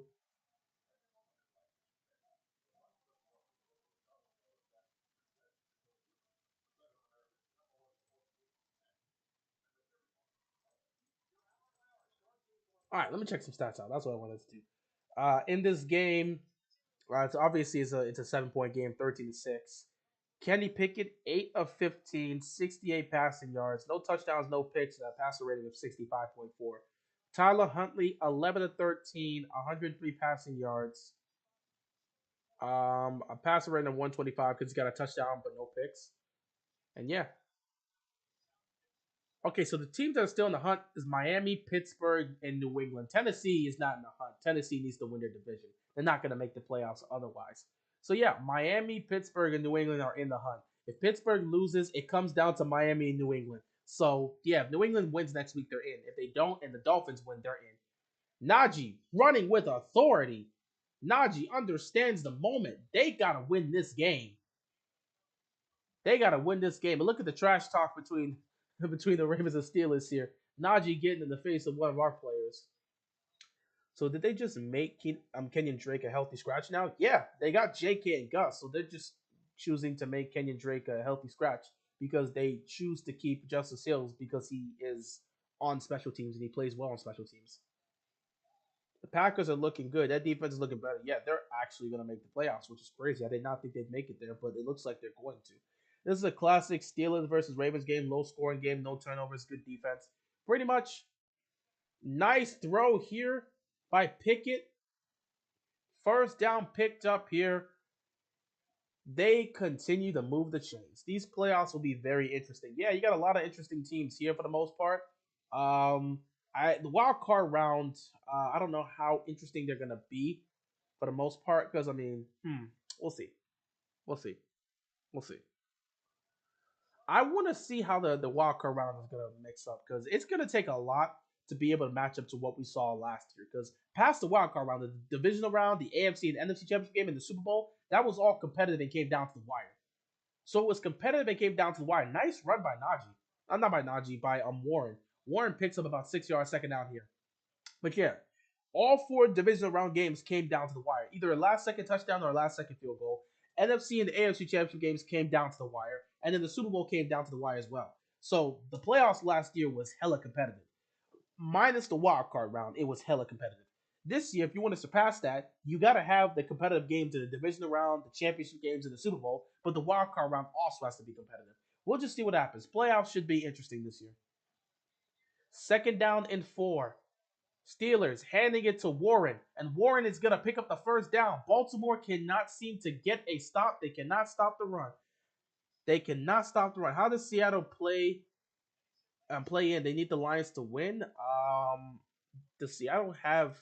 Let me see. Let me look at the. Let me take a look at this real quick. I gotta take a look at it because I don't know if they have the tiebreaker. Let's see. Seattle is Seattle's technically in. Oh, it's nearly a pick. Hamilton nearly had his first. Well, actually, yeah, he nearly had an interception here. Hamilton nearly had an interception. The ball was tipped and almost picked off. All right, so right now, if the season was to end, the Seattle Seahawks would be in the playoffs as the seventh seed. Now, here's the thing, though. I think the Seattle Seahawks need to win, and I think the Lions need to beat the Packers. Because if the Packers win, no matter what happens, they take that playoff spot. Because the Packers have the edge over the Seattle Seahawks. This is an aggressive run by Najee Harris. Let me check something out here because I'm trying to see if I can remember. Okay, let's go here. No. Yeah, Seattle has the edge over the Lions because they beat the Lions. I forgot. Seattle beat the Lions. Seattle went up against Detroit and beat them. So they have the tiebreaker over them head to head. Third down and 4. Nice throw by Pickett. Got it to Deontay Johnson, and Deontay Johnson getting inside the red zone. So yeah, who was asking? Let's just make sure again. Yeah, Carlos. How does Seattle play in? Seattle needs to win their final game, and they need Detroit to win because they have a tiebreaker against Detroit. If Detroit beats Green Bay and Seattle wins their game, Seattle's going to the playoffs. If Green Bay beats Detroit, no matter what happens, Detroit's going to not Detroit. Green Bay's going to the playoffs. Green Bay needs to win, and they're in. Detroit needs to win and hope Seattle loses. Seattle needs Detroit to specifically win, and they have to win their game. So that's how it is right there. What happened to Pepe? I couldn't answer that question. Who would have thought we would run on second down? I mean, it is what it is. Very weird situation. It's a weird situation, but the reason for this situation is because Seattle has the tiebreaker over Detroit. Seattle beat Detroit head to head, so that's why. But when it comes to the Packers and the Seahawks, I believe the Packers have a better conference record, which is why they get that tiebreaker. They didn't go head to head, but the Packers have a better conference record, so they would get that playoff spot. So yeah, Seattle needs to win, and they need a Detroit victory for them to make the playoffs. Detroit needs to win and have a Seattle loss for them to make the playoffs. All Green Bay has to do is show up and win the game. Green Bay doesn't need no win-loss situation. If Green Bay beats Detroit, Green Bay's taking the playoff spot no matter what Seattle or Detroit does. It's as simple as that. The Packers literally control their destiny. Win and they're in. Seattle and Detroit, they got to play around with this, and we'll see how that goes. Third down and 10 here for the Steelers. They're at the Ravens 15-yard line. Ravens playing that bend but don't break type defense. Here comes Pickett. He's going for the end zone. Incomplete. No flag on the play. And it looks like Pittsburgh is going to have to kick a field goal here with 9:47 left to go in this game. But if they can hit the field goal, it'll be a 4-point game, which means you won't need a touchdown. Well, actually, you will need a touchdown to win the game. So, actually, you still will be in that situation. Damn. Nah, you actually need a touchdown to win this game. But you don't need a touchdown to tie at this point. Here comes Chris Boswell. He's going to kick a 33-yard field goal to make this a 4-point game. Here comes the kick. It's up, and it is good. And just like that, Pittsburgh brings this game a little bit closer. 13-9 game here at M&T Bank Stadium. Baltimore's offense is going to have to come up with some points. The defense bends but doesn't break on that drive. Nice job, Ravens. That's pretty much been the Ravens defense for much of the season. They're a bend but don't break type of defense. But we're in the fourth quarter, and in the fourth quarter, they like to give up points. Let's see if they can break that nasty habit and actually close out here. A true Matt Canada classic. Bro, we're seeing a Matt Canada and we're seeing a Greg Roman classic. So, I mean, nobody's having a good time offensively. This is just what you get.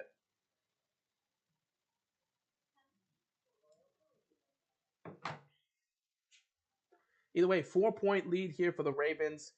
About 10 minutes left to go in the game. We'll see what happens. But yeah, taking a look at the playoff race right now. If you look at it in both the AFC and the NFC, there is one playoff spot left. One playoff spot left. In the AFC, the Chiefs have clinched their division and clinched a playoff spot, of course. The Bills have clinched their division in the playoff spot. However, with the AFC North and the AFC South, that is not the case. Cincinnati has clinched the playoff spot, but they have not clinched the division. Baltimore has clinched the playoff spot, but they have not clinched the division. The Chargers, they can't clinch the division. They clinched themselves a playoff spot. And then for the AFC South, nobody has clinched it yet, but right now, Jacksonville is first in the AFC South. Next week, week 18, will be to see but next week, week 18, between the Jaguars and the Titans, that will determine who's going to win the division and go on to the playoffs. But right now, you have two divisions in the AFC clinched: the AFC West and the AFC East. The AFC North and South has not been clinched. However, two teams from the AFC North have clinched a playoff spot, and then the third, and then not the third, but the second playoff spot has been clinched by the Chargers. So there's one playoff spot left. One playoff spot. If you're not in the AFC South, you really are trying to fight. Now, in terms of teams that are on the bubble here, you got the Miami Dolphins, the Pittsburgh Steelers, and the Tennessee Titans. Tennessee's most likely not going to make it in via wild card. They have to win the division, so we're taking them out. So it comes down to this: Patriots, Dolphins, Steelers. Steelers need to find a way to win this game tonight to stay alive. If they don't, it comes down to the Patriots and the Dolphins. If the Patriots win their final game in Week 18 against the Bills, they go on to the playoffs. If not, Miami, if they can win, they'll go on to the playoffs. So we'll see. As for the NFC, Eagles have clinched the division. Actually, no, not the division. The Niners have clinched the division. The Vikings have clinched the division. The Buccaneers just clinched the division as well. The Eagles have not clinched the division. They've clinched the playoff spot, but the NFC East is still wide open, and Dallas is within range to steal that spot and maybe even the number one seed in the NFC. But yeah, Eagles have clinched as well. Cowboys have clinched, and with a victory against the Colts, oh, look at this run! Look at this run by Justice Hill, getting us into Steelers territory. Great return for Justice Hill. But yeah, Giants have clinched the playoff spot. So again, just like the AFC, the NFC has 6 of the 7 spots clinched in the playoffs. The teams that are in the hunt: Seattle, Detroit, Green Bay. If Seattle wins their final game and Detroit beats the Packers, Seattle's going on to the playoffs. If Detroit beats the Packers and Seattle loses their final game, Detroit goes to the playoffs. If Green Bay just wins the football game, they're going to the playoffs. We'll see what happens. Anyway, that right there is your playoff outlook. And what a great run here by Justice Hill. He kept his feet and bounced it to the outside and got well within the Steelers territory. TJ Watt on first down, just coming through the edge to make that stop on that running play on first down. J.K. Dobbins can go anywhere because TJ Watt said no. TJ Watt is putting everything on the line to help his team win this game. He is just breaking through these he don't. Wow, look at this. That's 2 guys he just broke through. This guy, TJ Watt, is doing everything in his power to try to carry this team to the playoffs. This guy has been everywhere. He is ferocious. He is doing everything in his power to help this team win a football game because he understands that this is where he has to show up. Here's the throw. 2nd and 12. Down the field. Incomplete. He was looking for Josh Oliver. I swear to God, every time I've watched this man, Tyler Huntley, throw to Josh Oliver, it's been nothing but nonsense. 3rd down and 12. This offensive line cannot hold TJ Watt. Why the hell would you even attempt to have... No. Mark Andrews didn't even block for that. Mark Andrews wasn't trying to block there. So he just tried to slowly tap. He barely tapped TJ Watt. TJ Watt went right past him. And then you had the back try to slow down TJ Watt. That didn't work. And here we are at 3rd and 12. 8:51 left to go. You had a great run back, and you might as well get ready to punt the football. Can you get a couple yards to get a field goal here? Quick throw. That's what you... Oh, my God! What a wasted opportunity. Baltimore's going to have to punt. That's exactly what Pittsburgh wanted. You got a great return and did absolutely nothing with it. What a waste of time. What a waste of energy. Wasted the field position. This is what you get with this offense, bro. Y'all miss Lamar Jackson yet? Y'all really miss Lamar Jackson? If there was any moment you could have at least attempted to run the football, that would have been the moment you had to. Because you just needed to pick up a couple yards. Pick up a couple yards to get in Tucker's range. Wow, man. Wow. And guess what? Waste drive. Not even using Gus Edwards. Thank you for pointing that out. And now the Steelers, with 8:41 left to go and a 4-point game, they need a touchdown to take the lead. And something tells me they're going to go down the field and be able to pull that off against our defense. Way to go, Ravens offense. You're really showing your true colors. I mean, this is what you're gonna have to deal with. I hope you guys get used to it. This is what you're gonna have to deal with if there's no Lamar Jackson. This is life without Lamar. Just this. Just this.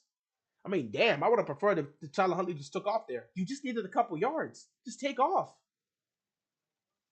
Ah, man.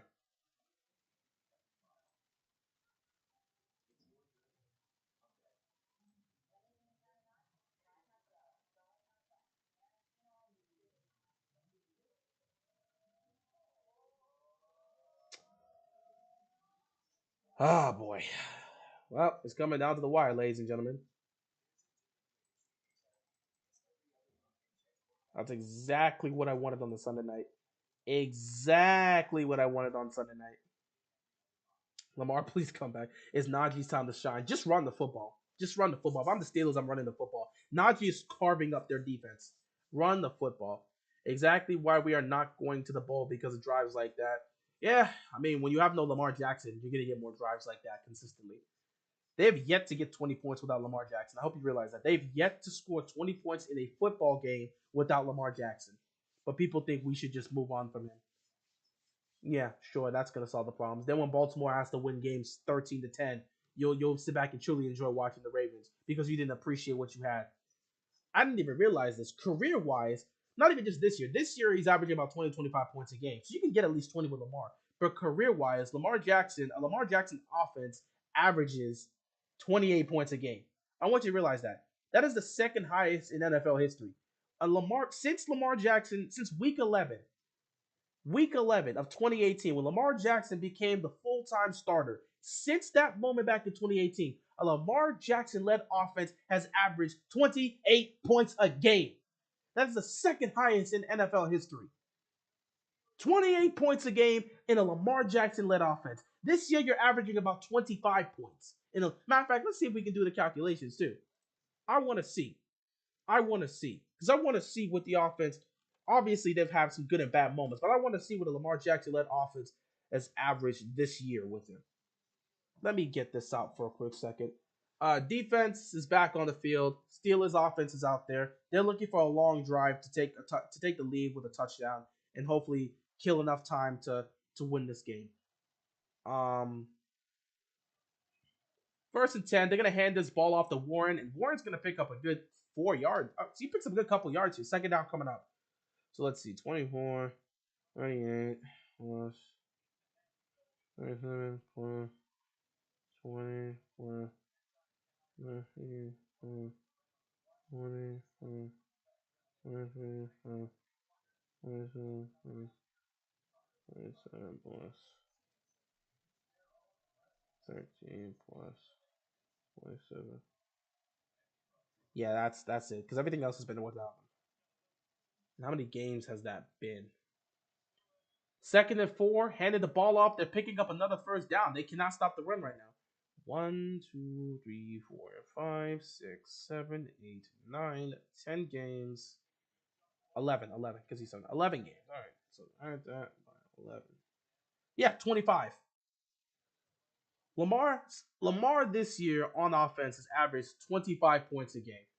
And here comes the deep pass. Oh my God, it was caught. It was caught by Deontay Johnson, and he was in bounds. Huge play, first down here. Baltimore is about to choke this game away, just like they've done for much of the season. Well done. Now let's look at the games without Lamar. So that Denver game, he was out. He put up 10 points. 10 plus 16 plus 3 plus 17. Divide that by 4. So let's see.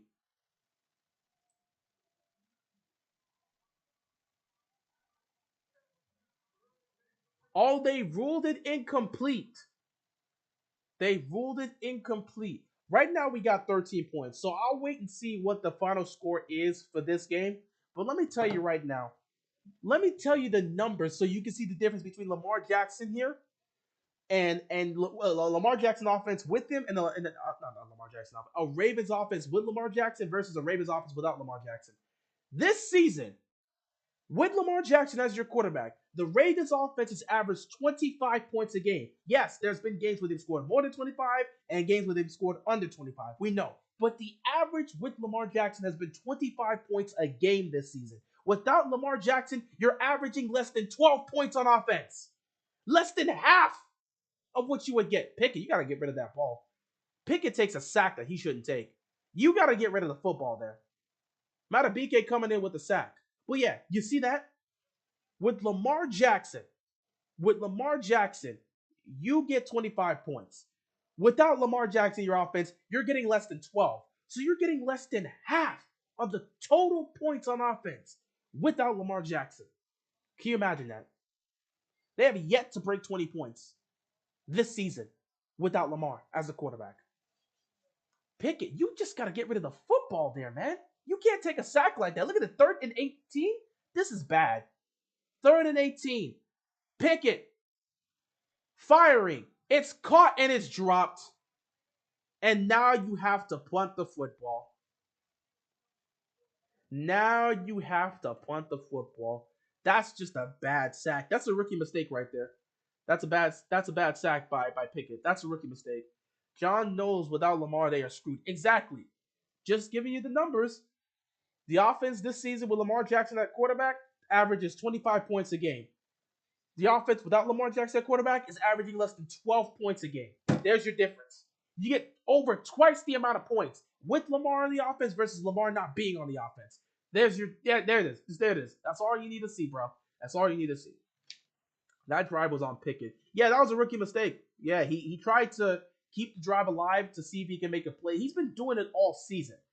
He's been doing it all season. He's been doing it all game. Just trying to keep the drive alive to create a play when at the end of the day, the play is dead and he should just get the ball out of his hands. Just throw it out of bounds and live to play another down. Instead, he took a bad sack. That's a coverage sack. He should have taken that sack. So now you got to punt the football there and you get the ball back to Baltimore, who really is just looking to kill the clock now. So yeah, that's a bad play by Kenny Pickett. Greg Roman does a perfect job. Yeah, he does. I wish I was in his position. I don't got to make improvements. I don't need to improve. I don't need to advance anything in my scheme. I can go to work, not really put in my best effort, go out there and make the same mistakes over and over again, not get punished, not get penalized for that, and still have my job at the end of the day. That's a dream. That is a true dream. Are you awake? Oh, you are awake. Okay. Thought you were passed out for a while. Do you think the Ravens can win a playoff game without Lamar Jackson? Hell no. Hell no, they're not winning no damn playoff game without Lamar Jackson. They're not beating any not a single team. Maybe they beat the Titans, but that's because the Titans are decrepit and they have nobody left. If the Titans somehow won the division and the Ravens ended up going up against them, maybe the Ravens win that game with Tyler Huntley. But other than the decrepit Titans, they ain't beating nobody. They can't beat Kansas City. They can't beat Buffalo without Lamar Jackson. They don't got a shot to win those games. Cincinnati, they're not winning without Lamar Jackson. They're not beating the Chargers. They're not beating the Jaguars. They're not beating whoever is going to take the 7th seed, be it the Patriots or the Dolphins. They're not beating any of these playoff teams without Lamar Jackson. I don't think it's happening. Unless that defense is going to play they need to play like the 2015 Broncos and just like get like 7 sacks and force like 3 turnovers. And just hope that Tyler Huntley doesn't throw the ball too much and that J.K. Dobbins runs the rock. You need to have like a 2009 Ravens game. You remember the Ravens game, the Ravens versus the Patriots in 09, where Joe Flacco was 4 of 10 for 34 passing yards because freaking Ray Rice started the game off by running like 80 yards for a touchdown and the defense had 2 interceptions on Brady in the first quarter? That's what you need from the Ravens.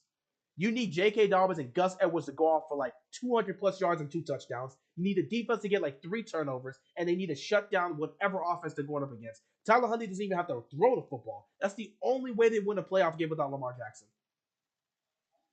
John was in the hot seat with the Ravens at the time after missing playoffs 3 straight seasons, and the Ravens were 3-5. They were 4-5 during that time when Lamar came in.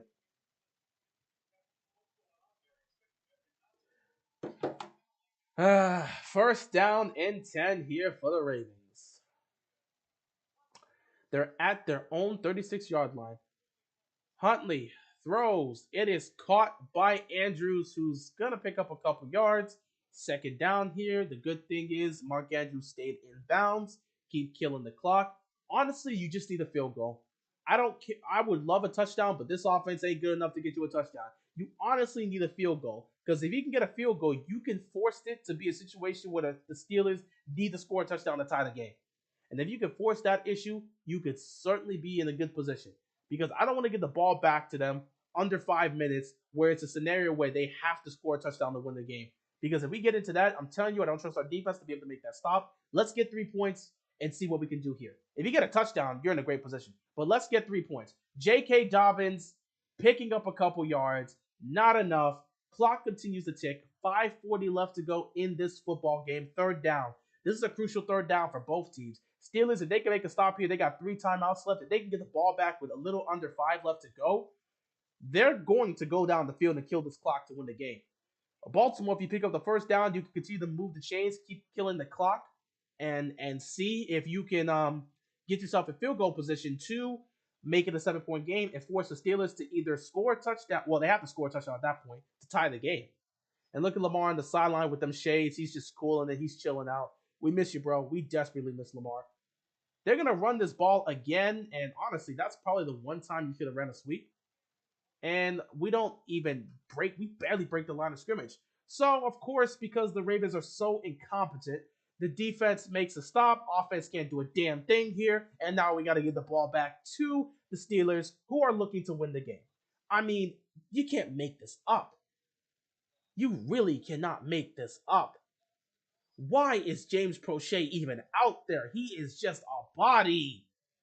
Holy crap, what a waste of a drive again. You didn't even kill enough time off the clock. You were so bad.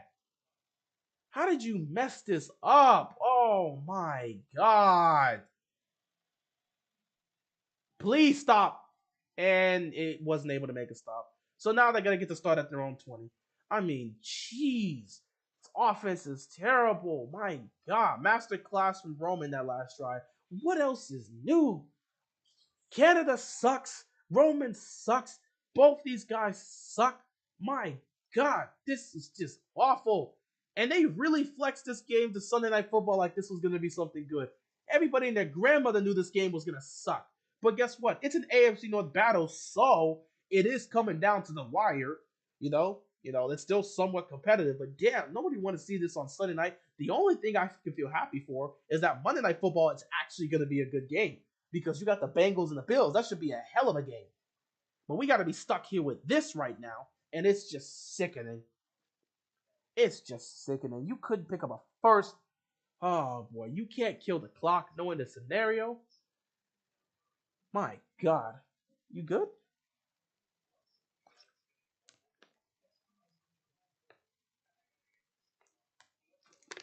Are you streaming Monday night? Absolutely. That's playoff scenarios, playoff implication. I got to see what Buffalo and Cincinnati are going to do.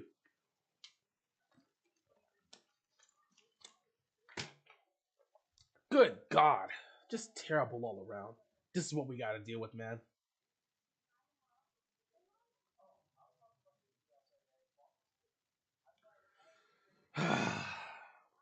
Baltimore's going to find a way to blow this game. I just know they're going to find a way to blow this game. They're going to find a way to blow this game, and every Ravens fan is going to be pissed because the Steelers... It's written in Scripture. The Steelers must win because Mike Tomlin can never have a losing season. It's written in Scripture. And the Ravens are about to pull it off again. They're about to choke yet another game. One little screen, they know we are running the ball, Roman. Throw the damn ball. They don't do anything clever. They don't do anything unpredictable. They do the same thing over and over again like a routine, which is why Lamar has been frustrated on several occasions, and everybody's seen it. The play calling is, oh God, it's the same old garbage. They're not winning a Super Bowl, bro. You're not winning with this garbage scheme. And they're deluding themselves that they actually think they can do that. I mean, you got to be blind. You either got to be blind or straight up arrogant to think you're going to win. If the Ravens win tonight or Bengals lose tomorrow, win the Ravens-Bengals game, win the division. Yeah, we already know. If the Steelers, okay, the Bills need to defeat the Patriots, and the Jets need to defeat the Dolphins, and then the Steelers need to win their final 2 games to make the playoffs. It's like Greg Roman is trying to give the game to Pittsburgh on a silver plate. Well, I'll say this. Greg Roman is trying to give the game away to Pittsburgh on the Steelers on the silver plate. Meanwhile, Pittsburgh and Matt Canada, not even Pittsburgh, but Matt Canada is sitting back with his awful play calling. He's trying to hand that plate back to Greg Roman and say, I don't want this, you take the game. So Greg Roman's trying to hand the game to Matt Canada, and Matt Canada is pushing that plate right back to him. So that's why we're dealing with this awful game. Both teams are just finding ways to try to blow this game here. 2nd and 3. Here comes Pickett holding the ball. Wow. What a stop there to force 3rd down. Nice tackle. NFL got to do better in scheduling next season. Give us classic Thursday night game. No, you're never getting that. Thursday night's been awful for a while now. It's not going to change. That's why it's on Amazon Prime. And it can stay there because those games suck. I'm cool with Sunday Night Football and Monday Night Football being good. Forget about Thursday Night Football. It's always been bad. And it's going to continue to stay bad. 3rd down and 1. It's 3.5 minutes left to go, so one would have to assume that it's 4-down territory for the Steelers because your season's on the line. You cannot afford to give this ball back to Baltimore, even with 3 timeouts. They're probably going to look to run this football here. Quarterback sneak, and Pickett got it for the 1st down. 3:06 left to go in this game. Baltimore needs to make a stop. Pittsburgh most likely needs a touchdown to win this game and keep their playoff hopes alive.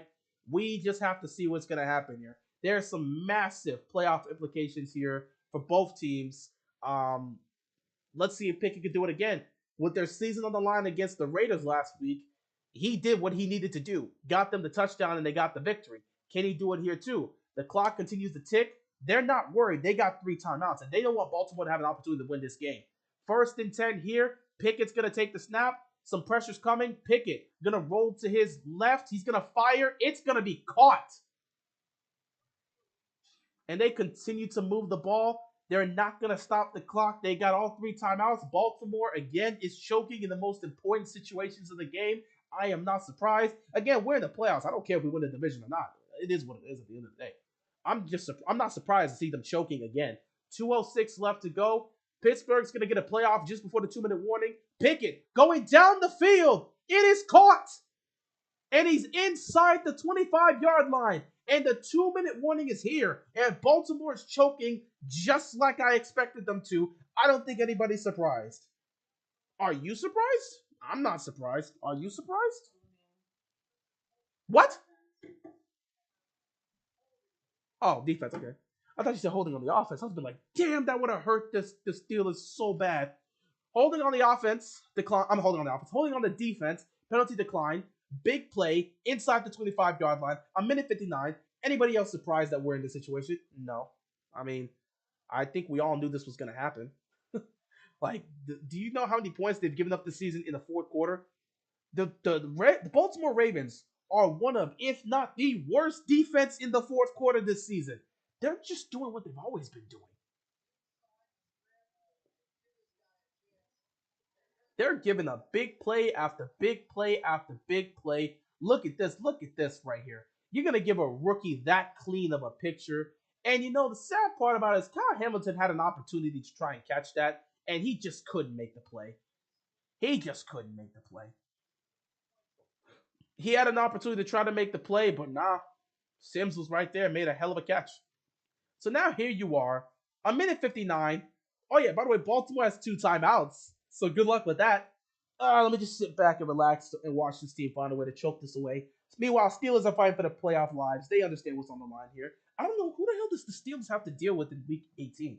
They may very well sneak into the playoffs because it's written in Scripture. 1:59 left. Pittsburgh has all 3 timeouts. What? What? I don't know. So are they taking on Cleveland? We're taking on Cincinnati. Are they taking on Cleveland? Let me see. A couple yards picked up here, 2nd down. Well, you better hope the defense can make a stop here. Pittsburgh next week. Yeah, you're right. So they'll be taking on Cleveland at Pittsburgh to see if they can at least try to attempt to make a playoff spot. And it's great to watch Baltimore find a way to choke this away. 2nd down and 6 here. 1:55 left to go. Clock is stopped. They need a touchdown to win the game. They're at the Ravens 19-yard line. They're going to run this ball on 2nd down. Najee's going to pick up a first. And, of course, no one's going to make a stop. Huh? They did. They didn't. They just didn't switch off the screen. They gave a 2 minute warning. They just chose not to go to commercial break. But they did give him a 2 minute warning. That's why the clock's out at the minute 59. Anyway, Pittsburgh knows they get to kill as much time as possible, and I can't wait to see how Baltimore botches up this time management here, as Pittsburgh prepares to get in the end zone to score a touchdown. So now here it is. Oh, Baltimore utilizing their second timeout because they're choking the game away. I mean, is anyone surprised? We don't have that killer mode anymore like 2013. What else is new? Game is coming down. Yeah, this it's fate that Steelers make the playoffs every year. I guess so. I mean, you won't do anything once you get to the playoffs, but I guess it's fate. You gotta make the playoffs. Well, then again, you still probably won't make the playoffs because I mean, you need everything to go your way. But we'll see. The football gods love blessing the Steelers, so we'll see if they somehow get into the playoffs just like last year. You may not get into the playoffs, but that nine, you will be able to preserve Mike Tomlin's precious record of never having a losing season. Third down and one. Oh, he didn't pick up the first. Never mind. Third down and one. Tucker's just chilling on the bench. Could have utilized him, but we didn't do anything. Cam Hayward watching from the sideline. Third and one. Thought he picked up the first. They said, nah. Pickett does not pick. Does he pick? No, Pickett gets it. Pickett continues to churn those legs and he picks up a first down. So now the clock continues to tick. A minute 38 left to go. Steelers have all three timeouts, so they have nothing to worry about. They're looking to kill as much time as possible, get the touchdown, and put Baltimore in a position where they cannot get a field goal and tie this game up. Najee, look at him push. He helped push because, like, Pickett was about to be stopped behind the line of scrimmage. If it wasn't for Najee navigating his quarterback, they would have got stopped right there. So here we go, ladies and gentlemen. First and 10 at the Ravens' 12-yard line. A minute 10 left to go. Pickett takes the snap. Pickett going for it all. Pickett looking, firing, incomplete.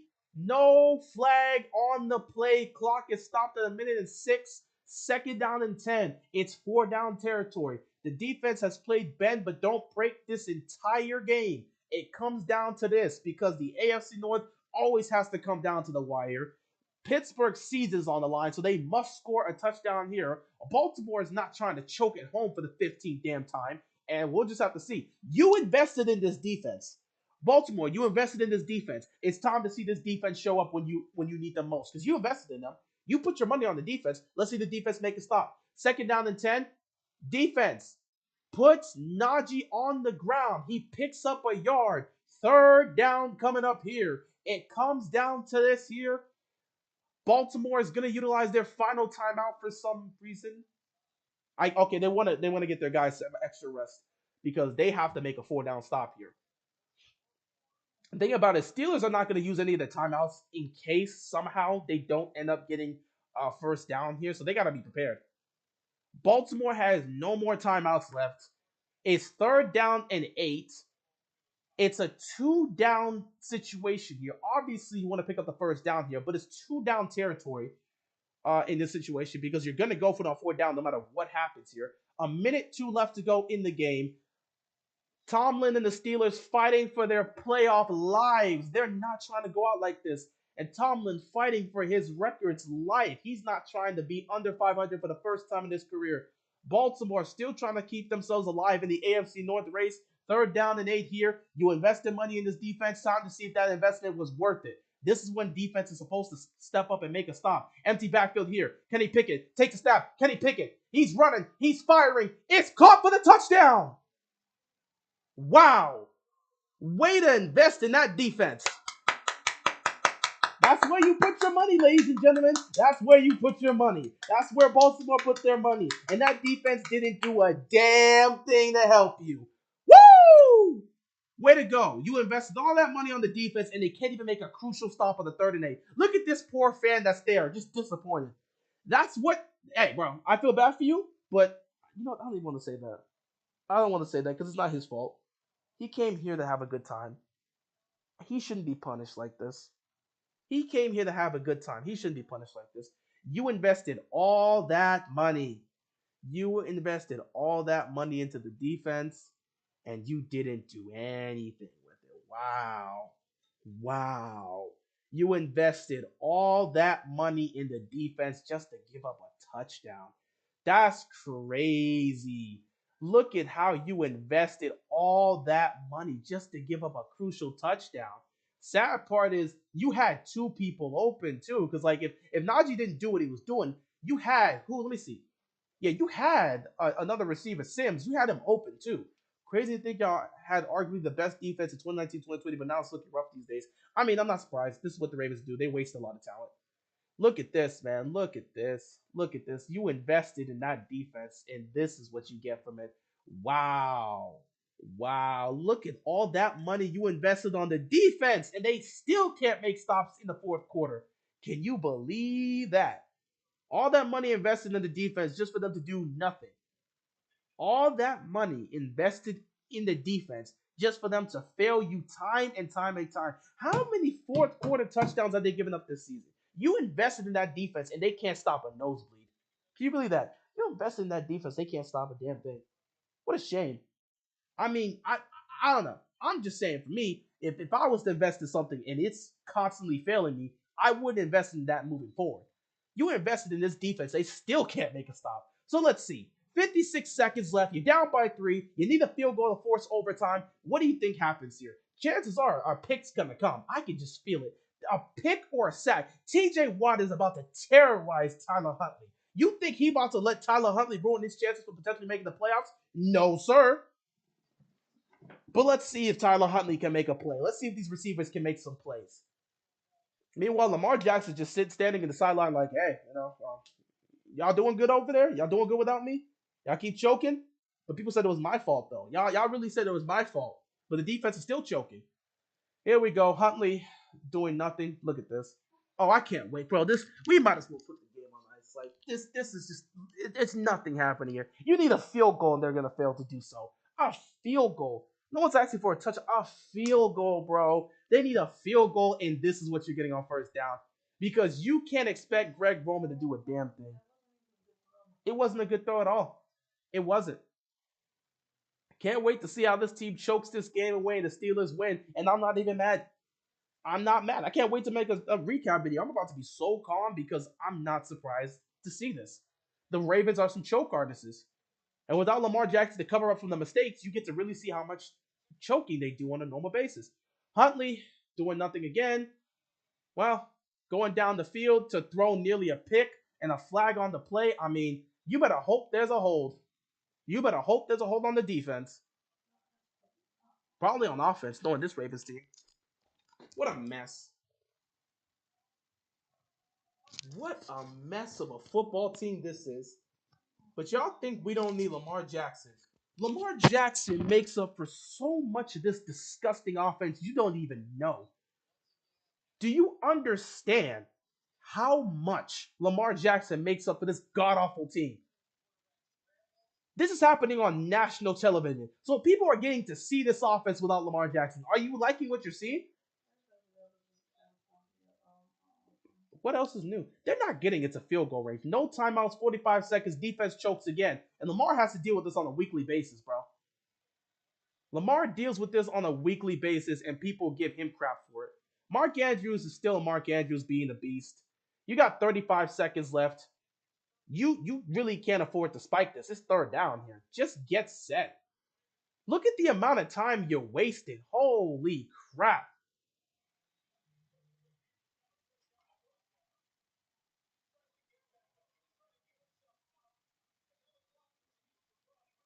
He didn't fumble. He already laid down. What the hell? He was already down. Time for?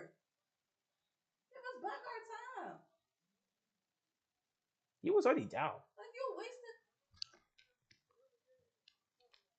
Yeah. 18 seconds. 18 seconds. They're not going to do much with that. They're losing this football game. But still. Boy, he ain't dropped nothing. You ain't picked up nothing.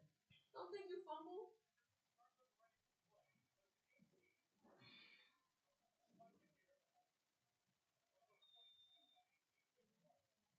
So 20 seconds left. Ravens ain't really doing much. You better hope you need a good 20 yards and to somehow spike it. You legitimately need to just pray Tucker gets you there.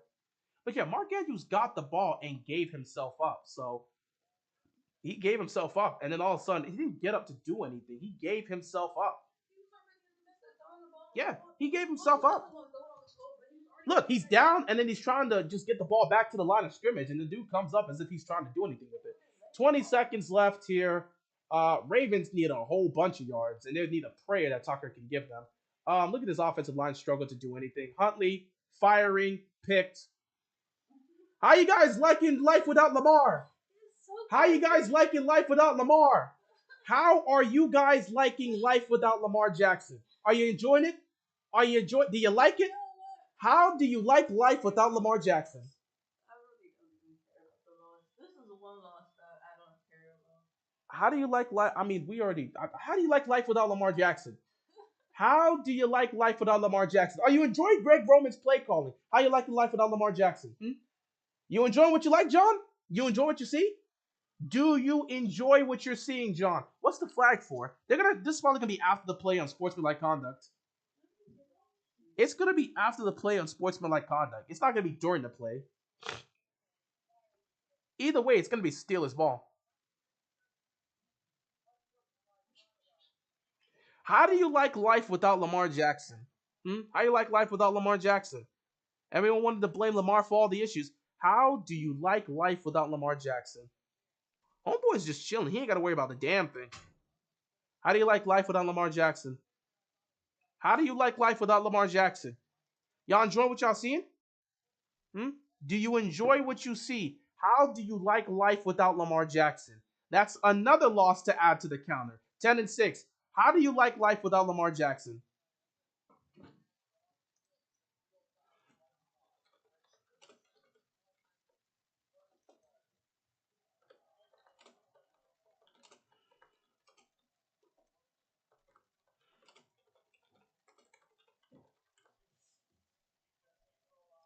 So Steelers keep their season alive. That's cool.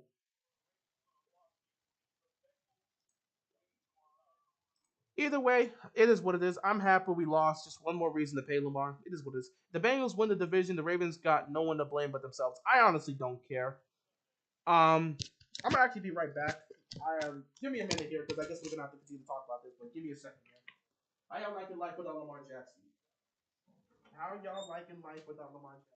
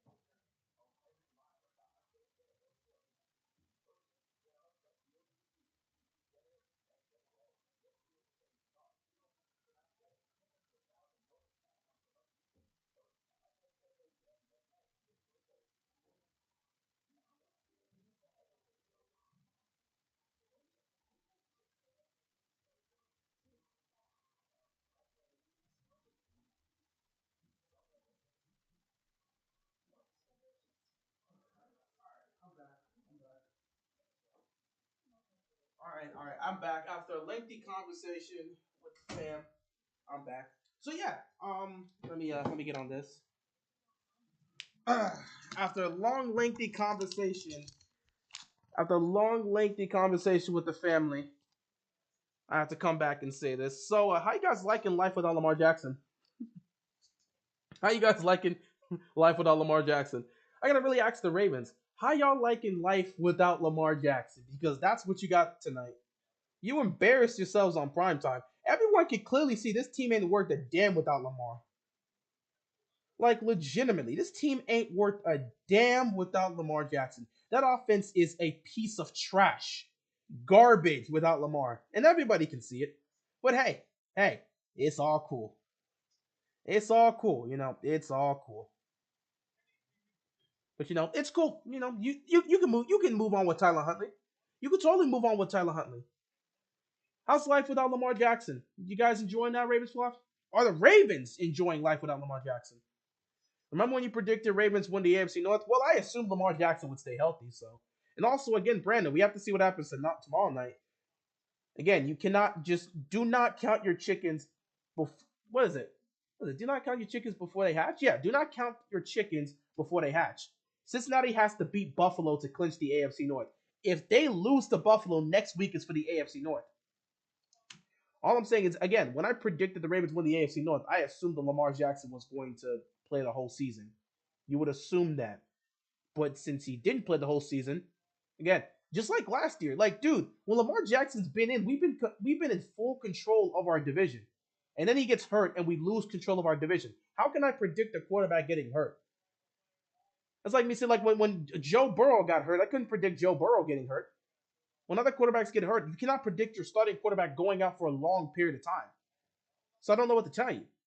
Like legitimately, I picked this with the assumption. If you sit back right now and pick the Buffalo Bills to win the AFC East and Josh Allen gets hurt for 7 games, would you sit back and say that's a fair assessment? He's purposely hurt so he doesn't have. I'm done with you, Brandon. I'm not gonna deal with this whole hurt thing. I'm not. That's just a bunch of spec. I'm not dealing with you, Brandon. Nah. Now you're saying the dude is purposely hurt because of a contract situation. I'm not dealing with that. I don't mess around with injuries. I'm not gonna start speculating about these athletes put their bodies on the line. I'm not making no speculations about dude pretending to be hurt or purposely being hurt. I don't do with that. Nah. I don't rock with that, bro. I'm sorry. I don't rock with that. These guys put their bodies on the line. These guys put their bodies on the line. I'm not gonna say a dude's faking an injury or a dude is just purposely hurt so he doesn't have to play. That's disrespectful to an athlete. The guys that put all the time and work in the gym to get healthy, them going through training camp and going through that whole process get here, and the guys that constantly go out there and compete and play in games, I'm not about to do that, bro. No, I'm not about to do that. That's disrespectful. That's disrespectful. Whether you like the player or not, I'm not going to disrespect the player because the body of work these guys have to put in to even get out there and play in the game. I'm not about to disrespect it by saying they're purposely being hurt. That's disrespectful to them. Nah, not about to do it. Not about to do it. Not about to do it, bro. No, that's disrespectful. That's disrespectful. That's disrespectful. That's that legitimately triggered me for a second because that's just disrespectful to just say that the person is purposely hurt to get his money. The dude is gonna get his money no matter what happens, so he wouldn't purposely be out for something like that. That's disrespectful. That's disrespectful. These guys put their bodies on the line. They just speculate that. That's disrespectful, bro. I'm sorry. You're entitled to your opinion, but I'm not gonna say that about a player. That's disrespectful because we couldn't even imagine the type of pain some of these guys are going through for the most part. Like I'm dead ass serious, and I'm sorry for questions. Like we cannot even begin to fathom some of the injuries these guys are playing through. T.J. Watt is playing through some serious injuries, bro. T.J. Watt is playing through some serious injuries. He chose not to get surgery. God knows what type of pain he's going through. Lamar has been a competitor since day one, whether he likes the place or not. The man has forced himself on the field in situations that he probably shouldn't go out there, and he's played through it. To just make a speculation that that dude is just purposely sitting out because he don't want to be here anymore, like he's some type of diva, I'm not about to do that. Nah, that's not cool, bro. That's just not cool. That's just not cool, and I'm not doing it. You're entitled to your opinion, Brandon. I'm not gonna stop you, but me, I'm not doing that to an athlete. These guys put too much work in, too much time, and too much effort, and the level of pain they gotta take to just go out there and play on a regular Sunday. Nah, I'm not about to disrespect them and say they're doing that purposely. That's just not what I'm gonna do. So you're free to do that. I'm not going to do that. That's disrespectful to them, and I'm not going to disrespect an athlete when I know they put that time in, and I can't even begin to imagine. So like I said, I'm not even like I said, he's entitled to his opinion. I'm not gonna say it's right or wrong. I don't agree with his opinion. He's entitled to it. He's free to say it. I'm not about to disrespect an athlete like that. There's just the stories that I've heard of athletes putting their bodies on the line and playing through certain injuries, even when they don't like the scenario they're in, playing through the injuries, even when they're with their team that they don't want to be in. Nah, Kevin Durant was gonna get a bag no matter what. We thought he tore his Achilles, and that man stepped out. People were calling out saying, "Man, he tore his Achilles. He can't come back." That man had some sort of foot injury, some sort of ankle injury, something. We thought he tore his Achilles, and that man stepped out despite not knowing what his free agency status is, despite us reading his lips when he's like, "That's why I'm out." That man stepped on the court in an NBA Finals to play because his team needed help, and he ended up tearing his Achilles anyway. Nah, nah, bro. I'm not disrespecting athletes like that. I'm not even gonna begin that speculation. That's disrespectful to an athlete that puts in that much time and that much work just to get on the field and say, "Well, this guy is obviously purposely injured because he don't want to be on the team."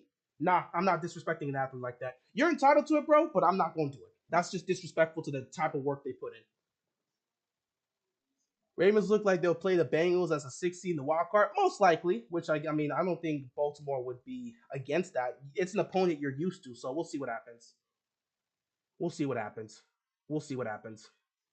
Don't let these trolls get to you. I don't think he's trolling. I just think that's his opinion. I don't think he's just trolling. He's serious with this. I think that's just his opinion. He's entitled to his opinion, but me personally, I'm not disrespecting these athletes because Kevin Durant was in the same situation where he didn't look like he felt like he wasn't appreciated where he was at in Golden State. It didn't feel like he was appreciated there. Draymond Green was saying whatever the hell he wanted to say with him, and he was looking to get the bag, and it didn't look like Golden State was going to give him that type of money. So you know what he still did? He still went out there and played despite all the crap that was happening that year, and he still ended up tearing his Achilles. These don't. I'm not going to question an athlete's dedication to the game. I'm not going to do that and speculate that they're purposely out because they just want to wait till the offseason and go to a different team. That's disrespectful. I'm not doing that nonsense. But again, he's entitled to his opinion. I ain't gonna stop him. Poor offense couldn't even get in the field goal range. Are you surprised? It's a Greg Roman offense, bro. Almighty defense that we paid so much for. Yes, they did. That defense they spent so much money that they spent on. Couldn't even make a stop against a rookie. Good job, guys. Pathetic. Doesn't even begin to describe this game. Harbaugh wasting timeouts absolutely blows my mind. Are you surprised? I mean, they do this every week. But yeah, keep sticking with the same thing, John. Keep sticking with the same thing. Oh, we just failed to execute this time. We'll get it right. We'll get it right next time. Then when you get in the playoffs and you screw up, you'll talk about we'll get it right next season. I mean, same thing over and over again. John on the sideline looking stupid once again. Are you surprised? He's like that every week when they blow a lead. It's the same thing over and over again. Love to see EDC and the Harbaugh see that Lamar means everything to us. They probably still won't recognize it. Bro, how many times are you going to say that's disrespectful? 1,000 times, bro. Get the counter out. I'm going to say it 100 billion times. It's disrespectful. It's disrespectful. It's disrespectful. It's disrespectful. It's disrespectful. Get your counter out. I'm never going to question an athlete's ability. The stories I've heard of these guys playing through some tremendous injuries. I'm never going to disrespect an athlete when it comes to injuries. No. Skip Bayless can feel free to do that. I'm not doing that crap. That's actually, no, I'm not. I'm not. Ravens, oh yeah, they're probably going to play the Bengals wild card. You can't lie. Ravens deserve, yeah, you can't lie. Ravens deserve to lose. I mean, they lost this game bad. That's a bad way to lose. The last two drives, the Ravens do nothing on offense, like they've done for much of this season. Since the Hollywood Brown trade, he doesn't want to play. All right, bro, you're free to speculate that. That's your opinion. You're entitled to your opinion. Or they better pay up for Lamar, or we will keep averaging 12 points a game. Lewis, we're not averaging 12 points a game. We're averaging just under 12 points a game. So we're not exactly at 12, but we're just under 12. And this 13-point game does not thread the needle to 12 points.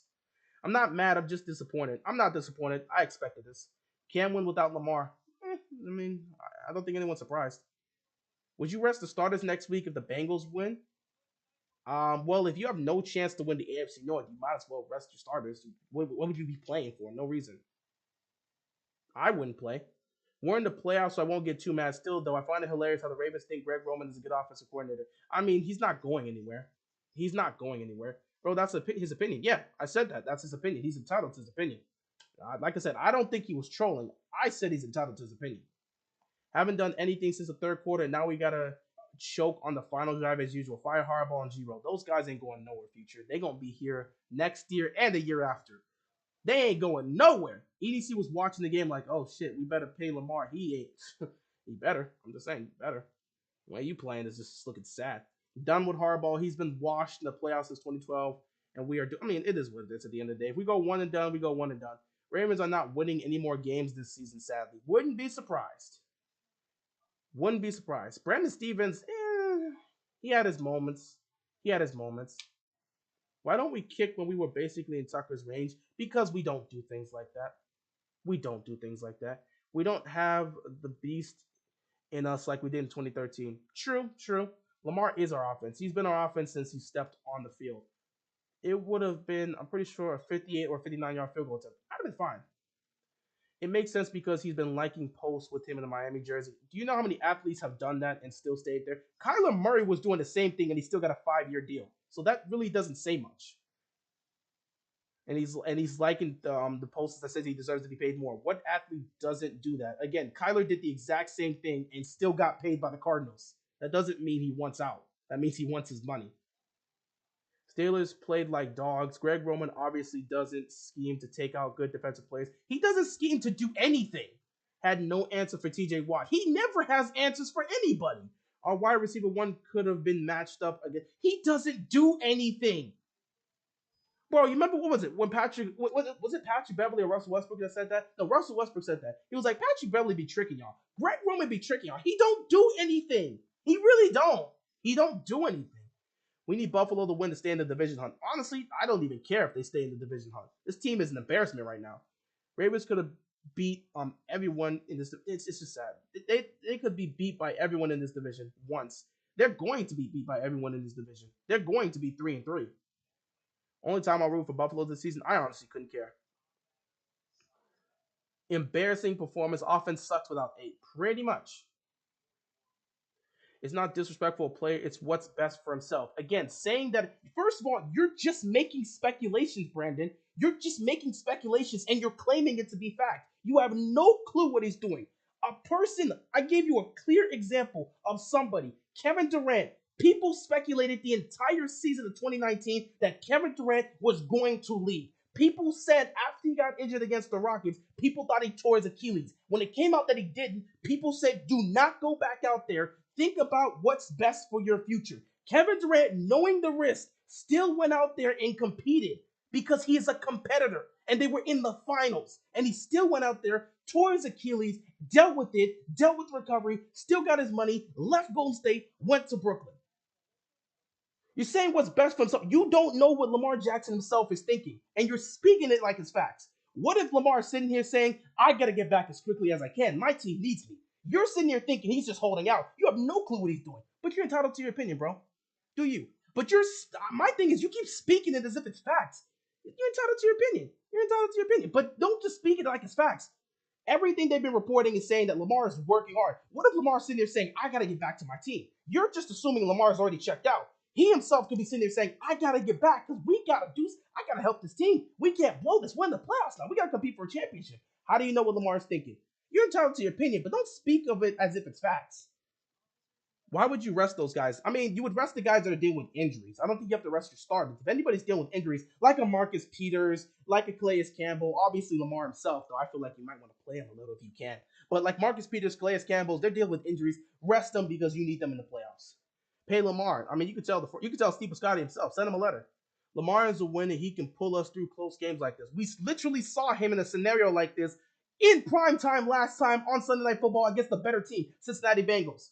What did he do? Get us into field goal range, game-winning drive. We scored 119-7, and we took the victory against Cincinnati. So we've seen Lamar do this time and time again. Can you react to the post-game conference? I mean, I don't know. I might have to make a video about that later. They're not going to pay him. That's why he's refusing to play. Again, you're just making speculations. You're making these assumptions. You have no clue what's going on there. You could say in your opinion you feel, but again, you're making speculations. You're just assuming that. I don't want you're free to have your own opinion, and you're entitled to your opinion. Perfectly fine. I got no problem with anyone being entitled to their opinion. Just don't speak of it as if it's factual. You're speaking as if you already know Lamar's checked out. You're speaking as if the Ravens have already decided they're not going to pay Lamar Jackson. You're entitled to your opinion, but don't speak of it as if it's facts. Because we don't know what's going on behind the scene. Lamar got to be telling EDC to fire Greg in the contract negotiation. I mean, it'd be cool. It'd be cool, but I don't see that happening. It'd be really cool, but I don't see that happening. People keep saying we built a team around Lamar, even when Lamar is the only one that's doing anything on offense, even with terrible coaching and other running backs. It is what it is. It's better if he just doesn't play the playoffs so he doesn't have to embarrass himself and get a good deal in the Miami trade next year. See, that's your opinion. You feel that he's already checked out to Miami. Fine. You feel you're free and you're entitled to your own play. You have no clue if Lamar wants to trade. What if we're sitting here in the offseason and he doesn't go anywhere? You're speaking as if it's facts. With that comment, it's better if he just doesn't play. You believe he shouldn't play because you believe he's already checked out. It's not a fact. You don't have the evidence for that, but that is your belief, which is perfectly fine. I'm cool with that. But don't speak it as if it's factual. Don't speak it as if it's happening. And just assuming that Baltimore's going to trade him to Miami, that doesn't, again, you don't even know if they're going to trade him in the first place. They can always franchise tag him. But again, you're entitled to your opinion. Who's more useless, Giro or Wentz? Giro. Greg Roman ruined the kick return drive. We should have put the game away right then and there. Are you surprised to see that happen? To not happen? It is what it is. Lamar is going to Miami. Can't go to Miami. The only way he ends up as a Miami Dolphin is if the Ravens trade him there. And I don't see why the Ravens would trade him there. They'd rather just franchise tag him.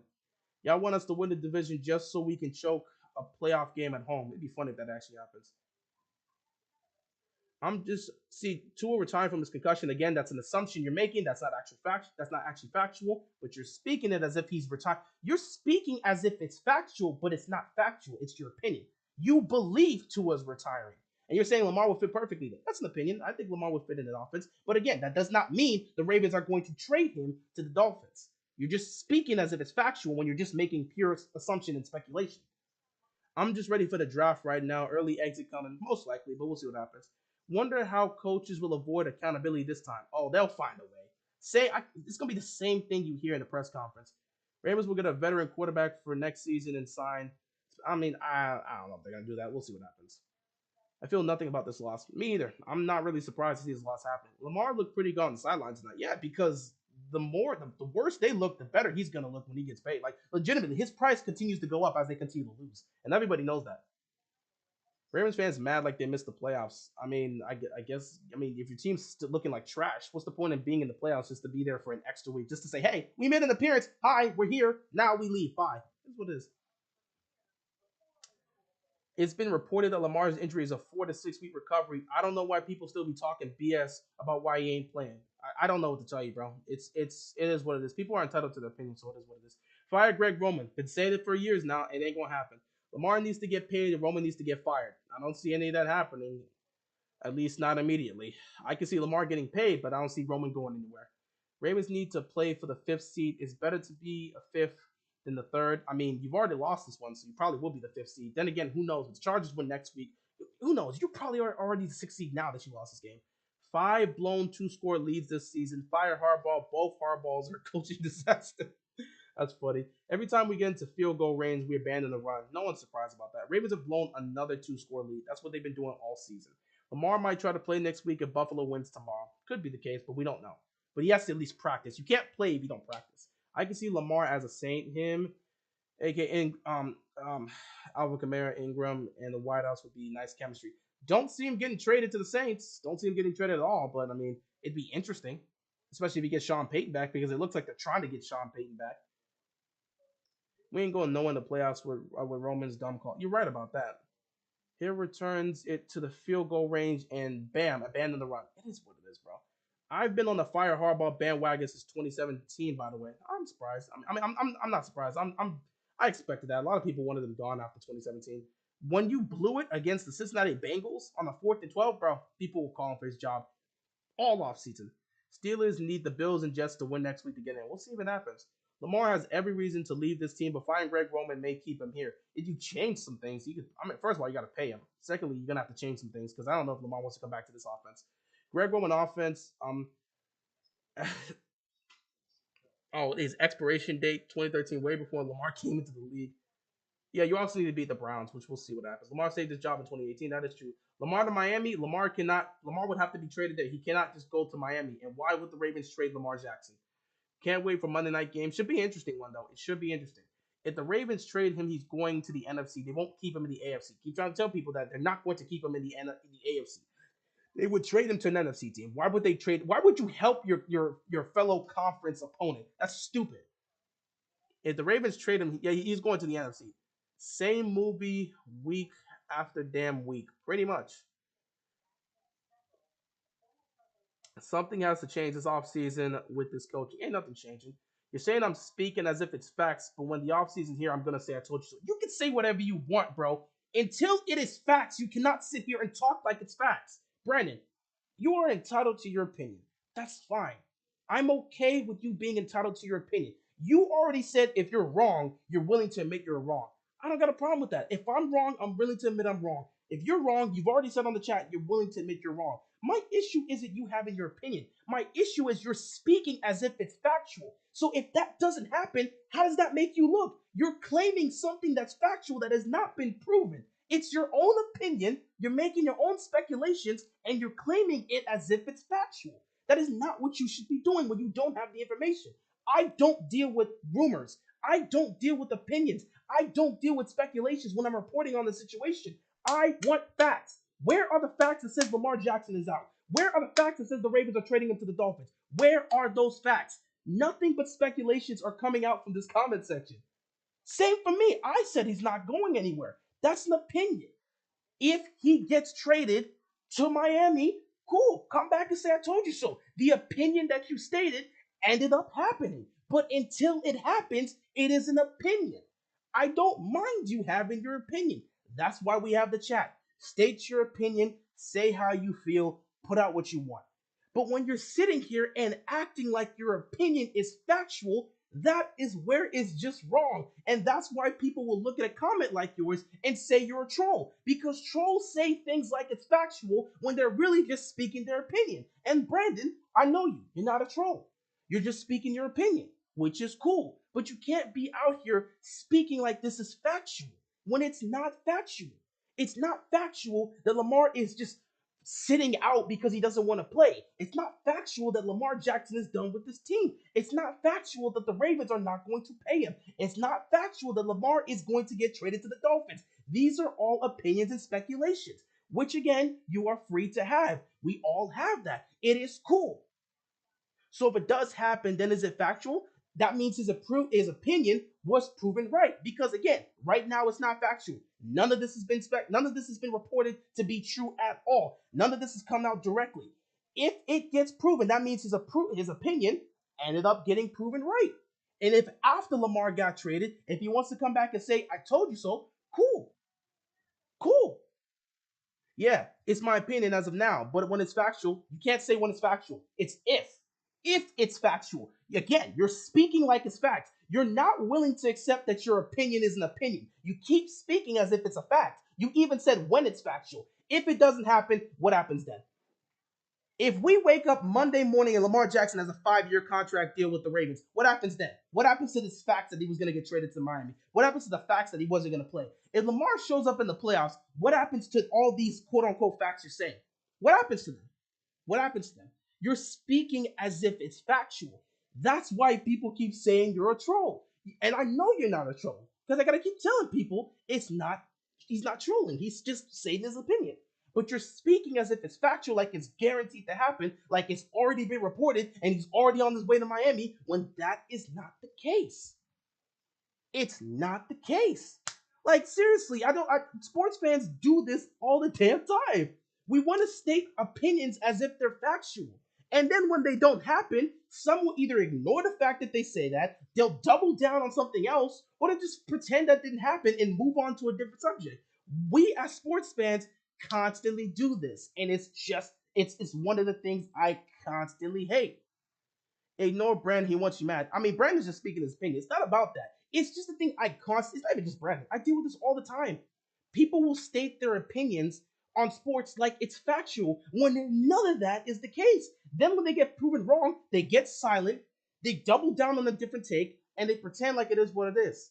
Like it is what it is. Like, no, Brandon's not trying to make me mad. Brandon's just speaking his opinion. He's not trying to make me mad. We're just having a discussion. Like again, at the end of the day, it's just sports. We're just having a discussion. Brandon's not here to try to make me mad. He's just speaking his opinion. And again, he's entitled to his opinion. He's not here trying to make me mad. He's not here being a troll. That's just his personal opinion. I don't got a problem with his opinion. He's free to have that. There's a bunch of people that believe Lamar Jackson's leaving. But my thing is, he's speaking as if it's factual and just acting like everything he says is factual, which is an issue that many sports fans have. Like legitimately, it's just something sports fans love to do, and it's always something that irks me. So like, it's not really Brandon himself. It's really something that I constantly see with sports fans. They'll say something as if it's completely factual. Then when they get proven wrong, they stay silent or they double down on something else. They do this all the damn time. They'll sit back and say things as if it's guaranteed to happen. Then when it doesn't happen, they backtrack and pretend like they didn't say it. They'll ignore the fact that they were wrong and move on to a different topic, or they'll just double down. That's just what they do. That's literally what they do. I said the Bengals were going to win the AFC in your prediction video. That was factual. Again, they haven't won the division again. The division is not over yet. They have to beat the Bills. And again, you're forgetting, what if they lose to the Bills and lose to Baltimore in week 18? You're speaking as if this is factual. You are giving your opinion. When you made that prediction, that was not an immediate fact. That is an opinion. Do you guys not know the difference between facts and opinions? Do you not know the difference between a fact? Why am I explaining the difference between a fact and opinion at 11:44 at night in the East Coast? Do y'all not know the difference between a fact and an opinion? This is very basic stuff. There's no way y'all don't know the difference between a fact and opinion. They might not beat the Bills, but they're beating the Ravens. Again, that is an opinion. If it happens, it happens. It's an opinion. It's not a fact. And I don't know how I have to explain the difference. I don't know. I'm about to go do something else. This is ridiculous. I have to explain the difference between a fact and opinion to you guys. Do you guys not know what facts are? I swear, this is just legitimately. Oh god, oh god, this is just. Oh god, y'all really don't know the difference between a fact and opinion. Sometimes y'all just become. This is what I'm saying, bro. This is why people look at sports fans and just think we are a different type of people. Like legitimately, no one takes sports fans seriously because of things like this. I could imagine a non-sports fan looking at this and seeing us really, me having to sit here and explain the difference between a fact and opinion. Non-sports fans gotta look at this like we're all idiots. Because this is just bad. This is really just bad. My God, like this is really just. I gotta explain the difference between a fact and an opinion. And all these sports fans always like to say some weird statement, an opinion-based statement, and just claim it as facts when it's literally just an opinion. Sports fans be talking crazy. They do it all the time, which is why when I have like non-sports friends, I've had like a bunch of non-sports fans, not even fans, non-sports friends. Jesus, I'm very tired right now. I have a bunch of non-sports friends, and I'm the only one in my circle and my friend group that actually is an avid sports watcher. And when they see me talk about sports, they'll look at me like I'm crazy. And I'm one of the more reasonable sports fans. Can you imagine some of these other sports fans that are just wilding out? They would look at y'all like y'all psychos. You cannot sit here and state a fact. It's worse with the NBA fans, bro. NBA fans be doing this all the damn time. NBA fans be doing this all the damn time. I'm not asking for an explanation for a fact, and you clearly don't seem to know the difference between a fact and an opinion. Like you don't seem to understand the difference between a fact and opinion. Here's a fact: 2 + 2 = 4. That is a fact. It has been proven to be a fact. Bengals can clinch tomorrow. You see, right there, Bengals can clinch tomorrow. That is definitely true. When the Bengals win the AFC North, I'm gonna come back and tell you I told you so. That means you were right with your pick. You predicted them to win. That doesn't make it factual. You predicted them to win. They win the AFC North. That was a prediction. We can all agree that G Rose ass. Fact, that's also an opinion, bro. That's technically an opinion because people have shown the numbers when his offense has been good and the numbers when his offense has been terrible. I believe G Rose is terrible, but that's my opinion. I could go over to the Ravens front office and say Greg Roman is garbage. We're terrible. That's my opinion. That's not a fact. Even not even 1 + 1 = 2. That's an opinion. That's not an opinion. That's a fact that's been proven by science. It's literally a fact that's been proven. I'm literally having to explain this. This is literally starting to give me a headache because this is the level of idiocy I gotta deal with sometimes, bro. I be telling my friends about this sometimes. This is some of the things I gotta deal with. That is definitely a fact. Listen, bro. As much I agree with you. I agree with you, bro. I'm telling you, Greg Roman is super trash, and I want to write that as a fact. But again, that's just not the case. You can prove it with science that 1 + 1 = 2. Literally, again, you're even if you go with philosopher, you can probably look at from a philosophical point of view, and you'll still see 1 plus 1 is 2. But it would be explained that 1 plus 1 is 2 in several different fashions. Greg Roman really got to go. Like, it's not even funny, bro. I mean, he's not leaving this year. He would have to leave in the offseason. They're not about to fire a coach a week before the season ends. It's crazy. I swear, if Harbaugh spews that we need to execute better, it needs to execute better BS again tomorrow, I'm going to flip my. Hey, bro, go there. Brandon is a different type of special, bro. I don't even know what to say. It's like nearly 12 o'clock. I got other things to go to do, and I'm not trying to deal with this headache. Like, I really got to explain to a sports fan the difference between an actual fact and an opinion, and it's just weird. And I know for sure, I know, I can say it right now. Matter of fact, I'm just going to say it as a fact. I know for sure if the dude's wrong, he's not going to admit it. How about that? That's me stating a fact. Because, again, that's apparently the level we're using here. If he's wrong about everything he says, then I mean he's not gonna admit it. He's not gonna own up to it, and he's gonna pretend like it never happened. And that's a fact right there. Brandon Stevens is burnt toast. I'm gonna tell you right now, if Lamar doesn't get traded, if Lamar gets a contract, if Cincinnati doesn't win the division, he's not gonna own up to any of these takes he's saying, and he's gonna pretend it didn't happen. And that's a fact. Brandon Stevens hasn't. Again, Brandon Stevens has been constantly getting cooked. You don't got Marcus Peters, bro. I don't know what to tell you. I'm going to own up to it. No, you're not going to own up to it. And that's a fact, right? I mean, you're not going to own up to it, and that's a fact. Isn't that the same logic you're using? You're not going to own up to it, and that's a fact. So if that's the logic you're going to use, that's the same logic I should use. You're not going to own up to it. So what are the facts about the Ravens can't win games? Bro, remember me, remember nine. No, you won't come back and own up to it, and that's a fact, bro. You will not own up to it, and that is a fact. It is written in the book. You will not own up to it. 100% facts. But yeah, remember what was it? What are the facts about the Ravens can't win games? No. It would prove my fact, bro. You can't prove facts wrong. You're not gonna own up to it, so you can't prove my facts wrong. You already said everything about the Lamar situation is factual. So I'm saying you're not going to own up to it if it's wrong. So you won't be able to prove my facts wrong. 100%. You will not own up to it. And that's a fact. Using your logic, it's a fact. You're not going to own up to it. You're not, because it's factual. And facts are never wrong. So you will never own up to it. And that's just a fact. But yeah, what was it? The facts that the Ravens can't win games. Honestly, you probably prove it because they look at the teams they've blown records to. Yo, you Tops drop one. You can actually prove that the Ravens. I wouldn't say the Ravens can't win games. Switch it to the Ravens can't win big games. Tops drops one. Switch that comment. Add big next to games. The Ravens can't win big games. Go look at the double-digit leads they've blown, and go look at how many of those teams are in the playoffs. They can't win big games. You will prove it right there. Every team they've beaten, bro, they lost to Miami. That's a playoff team right now. Matter of fact, let's go through the list. Let's go through the list right now. Miami is technically in the playoff race right now. They can very well be a playoff team at the end of next week. Let's go through the list. I want to see. In terms of the teams that they've blown, let's see right now the leads they've blown to these teams. Just to prove that you might actually have a case, because you have evidence to look back at and say they can't win big games for the most part, or can't consistently win big games. Let's see. They blew a double-digit lead to the Dolphins. Dolphins are fighting for a playoff spot. They blew a double-digit lead to the Bills. Bills are currently in the playoffs. They blew a double-digit lead to the Giants. Giants are in the playoffs. They blew they blew a lead to the Jaguars. Jaguars are currently first in the division. They may be going to the playoffs. So they've blown game after game after game against playoff teams. They've blown several leads against playoff teams. Nah, Brandon, bro, I'm sorry, bro. You can't. I'm sorry. It's too late. It's a fact, bro. It can't happen. I'm sorry, Brandon. I really am. You can't come back next week because I already said you're not gonna be able to own up to it, and that's a fact, bro. It's a fact. You can't own up to it. It's too late, bro. It's a fact that you won't be able to own up to it. That's just facts, bro. I mean, it's just like 100% facts. It's too late, bro. It's a fact. You can't disprove a fact. It's factual.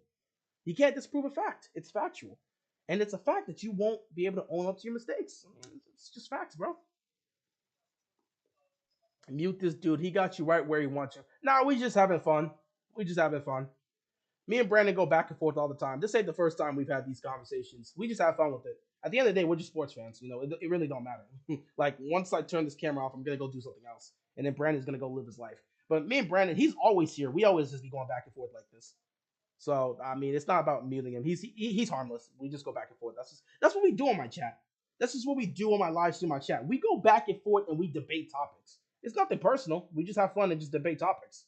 At the end of the day, we're just all sports fans. I mean, this doesn't have any actual impact on our lives, so we're just debating as sports fans. So it's all cool. You know, funny because I didn't even know you would. Oh, you going after Brandon with that? I'm gonna just let that. Y'all go after that, bro. I'm gonna just let y'all do that. Lamar won't be in the AFC. He'll go to the NFC if he gets traded. Most likely, I don't see why they would trade him in the AFC. Both Harbaugh's choked this weekend. That's kind of just how it is with those guys, huh? Remember the year Lamar was the MVP? Ravens were winning big time games. Yeah, they were. Missed those days. What happened? Greg Roman's still here. That's what happened. Dolphins, Bills, Giants, Jags, now the Steelers. All these teams could very well be in the playoffs. Well, I mean, you're gonna have to choose between the Dolphins and the Steelers. But everyone else, you got two teams that are already in the playoffs. The Jags could very well be in the playoffs if they win next week. And the Dolphins or Steelers, one of these two is gonna be in the postseason. Why are we acting like 10 points is a big lead? It's not a big lead, but Baltimore has had a lot of double-digit leads in the fourth quarter. That's the thing. It's not just about having a double-digit lead. They've had these double-digit leads in the fourth quarter. And that's a problem. Ravens probably will play Bengals in the playoffs. Most likely. Most likely. It was supposed to be a big lead with our defense, but our defense plays uncharacteristically today. Bro, this is what the defense does all the time. In the fourth quarter, literally, go look at the stats and see how many touchdowns our defense has given up in the fourth quarter. This is a consistent trait with the Ravens defense. They'll play great defense for 3 quarters and give up points in the fourth. They constantly give up points in the fourth quarter. They're one of the best teams in the league throughout the first 3 quarters, and they're arguably the worst team in football in the fourth quarter. That defense is horrible in the fourth quarter, and they give up so many points. I'm pretty sure they've given up a touchdown in nearly every, not every, but in nearly every single game this season. They've given up a touchdown in the fourth quarter. That's just what they do. That's literally just what they do, and it's sick. But that's just kind of what you got to deal with. Roger Goodell should ban Greg Roman from coaching in the NFL. That's not happening. It's not happening. It's just not happening, bro. The way the Ravens play a 10-point lead is good, but Greg always finds with. Yeah, that's pretty much how it is. Lamar gotta be coming back like Christian Bale, Dark Knight Rises. I'm gonna need him to pull up, bro, because we really need him. We really need him, bro. We really need Lamar right now. Harbaugh at the press conference talking the same old talk. The question is, when does Biscotti get tired of hearing it? I mean, he's not, because he's still here. That's why we'll be one and done. They can't win against quality opponents. Pretty much. Pretty much. That's just how the case is here. Um,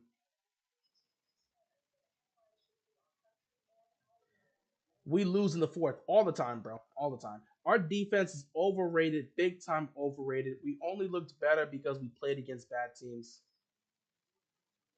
It is what it is. Forget about the Ravens. I'm more excited about the WWE Royal Rumble and Road to WrestleMania. The Royal Rumble should be good. The Royal Rumble is going to be interesting this year, and WrestleMania should have some interesting matchups. So we'll see. We'll see. I agree, but the 49ers defense got lit up today. It happens. I'm not blaming the defense who's been carrying this team. Try getting more than 20 points. I mean, I'm not blaming the defense for the loss. If your offense could score, you wouldn't be in this situation. I'm just stating that your defense in the fourth quarter has been awful. So you know what you do as an offense? Knowing that your defense can't make a stop in the fourth quarter, how about you score some damn points? If you score some damn points, you're not in this situation. If you would have scored a field goal, you don't lose this game. If you would have scored a field goal, you don't lose this game. Peace out, Steve. Appreciate you stopping by. I'm about to head out myself. You guys need to pay Lamar, or he's going to be playing for the Raiders next year. He's not playing for the Raiders. He's not playing for the Raiders. To me, the defense played great, but when that offense can't score and sustain drives, what can they do? They get tired. They're not wrong. Exactly. Like I said, the defense is going to get tired at some point. And for me, I just look at it and say, we know our defense has been historically bad in the fourth quarter this season. Do you know how you can help out your defense, Baltimore? How about your offense score some damn points? If we can head into the fourth quarter with some points and actually score in the fourth quarter, you're not in that situation. It is what it is. Honestly, I'll keep it real. Honestly, I know we go back and forth, and I'm sorry for making your chat angry at me, but we'll see what happens tomorrow. Brandon, it's all cool, bro. I ain't got no problem. I ain't got no problem. Like I said, we're just sports fans. We just talk back and forth. We're entitled to our opinions, and we're just gonna have a debate. I always have the floor open for anybody that's willing to debate me, and I'll go back and forth with it. It's nothing personal. We're just talking about sports. This ain't life. Like this ain't life. We just talking about sports, bro.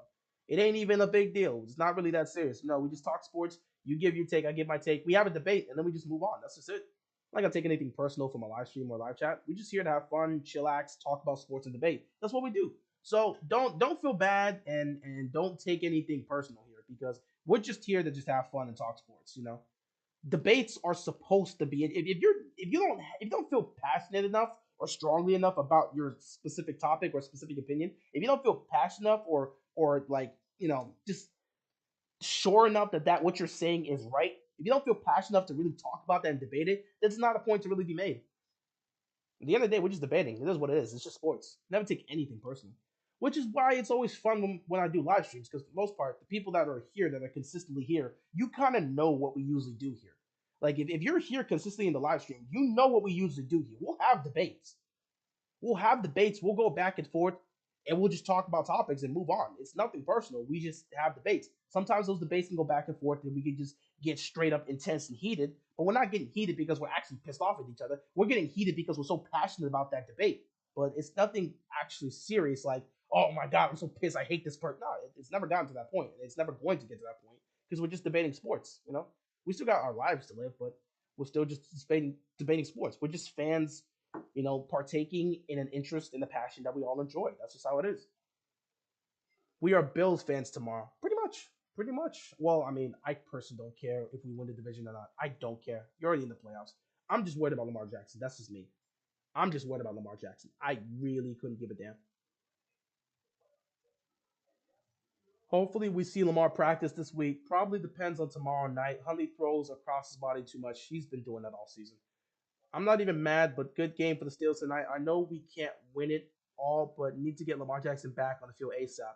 Yeah, yeah, we definitely will need him back. This is my first time catching the live stream. I like the debates going on here. Appreciate you, bro. Appreciate you stopping by and just enjoying the live stream in the chat. We always have debates like this. Like if there's a topic that you feel strongly about that you're willing to debate me on, if we don't agree on it, we can go back and forth. I got no problem debating with anybody. It's just fun. We just talk about sports. You never take anything personal because again, we're talking about sports. Nothing about you personally, nothing about your personal life. We're just talking sports and just debating. That's just how it is. It's sports talk. That's just how it is. You're gonna get angry and get passionate because you're talking about something you care about. And that's just how it is. It's the same thing for anything, be it sports, be it comedy, be it music, be it movie, anime, whatever you're talking about. There's going to be debates, and those debates are going to get passionate. But as long as the two individuals, or hell, as long as the group of individuals that are debating understand that you're just talking about that topic and you're just passionate fans having a conversation and a debate about that topic, and it's nothing personal, as long as everybody understands that, it's going to be good. Where it gets bad is if people don't understand that it's not personal and they go way off course, and now all of a sudden people want to throw hands just for a simple debate. And it happens a lot more than you expect. The Bengals upset the Bills tomorrow night. I think the NFL knows who to blame if we don't get a good Sunday night football game at the end of the season. It's what it is. But yeah, I'm getting ready to get out of here. Yeah, WWE and their fans are expected to see Roman Reigns wrestle either Cody or The Rock, maybe even both. I don't know. The Rock might pull up. We'll see. Um, my topic: should Wentz and Rivera get put on a guillotine or firing squad? How about they don't? How about we just let them pack their bags? Shout out to Donovan Carter with the donation. Appreciate the love and support, man. This team doesn't even make me feel anything anymore. They're so bad that I'm preemptively marked the Bungles game as an L on my calendar. Yeah, Donovan, I would not be surprised if they lose to the Bengals. I think it's expected, especially without Lamar Jackson. Everyone should clearly see that this team is nothing. This offense is nothing without Lamar. And it's clear as day. You're wasting that defense.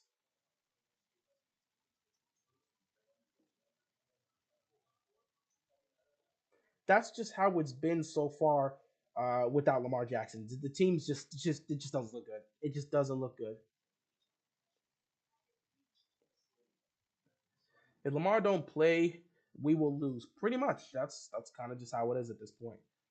Oh man, but it is what it is. At the end of the day, I'm kind of just used to it at this point.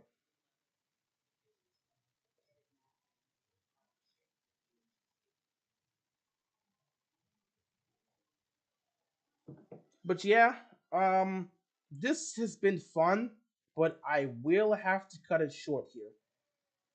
I might be back to. Well, obviously, I'm going to be here tomorrow for Monday Night Football. So I guess tomorrow on Monday Night Football between the Bills and the Bengals, we'll continue to talk about the Ravens. Um, but I am going to head out because I still have to make my recap video. I was here longer than I expected.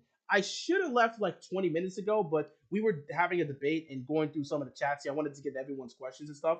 But now that I got through it, I can head out. But yeah, I have to end the chat, the live stream here because I have to go make my recap video. I do got some things to say about this game and about the Ravens, so I got to get on that, make that recap video, and then I can call it a day because it's like 12 o'clock here.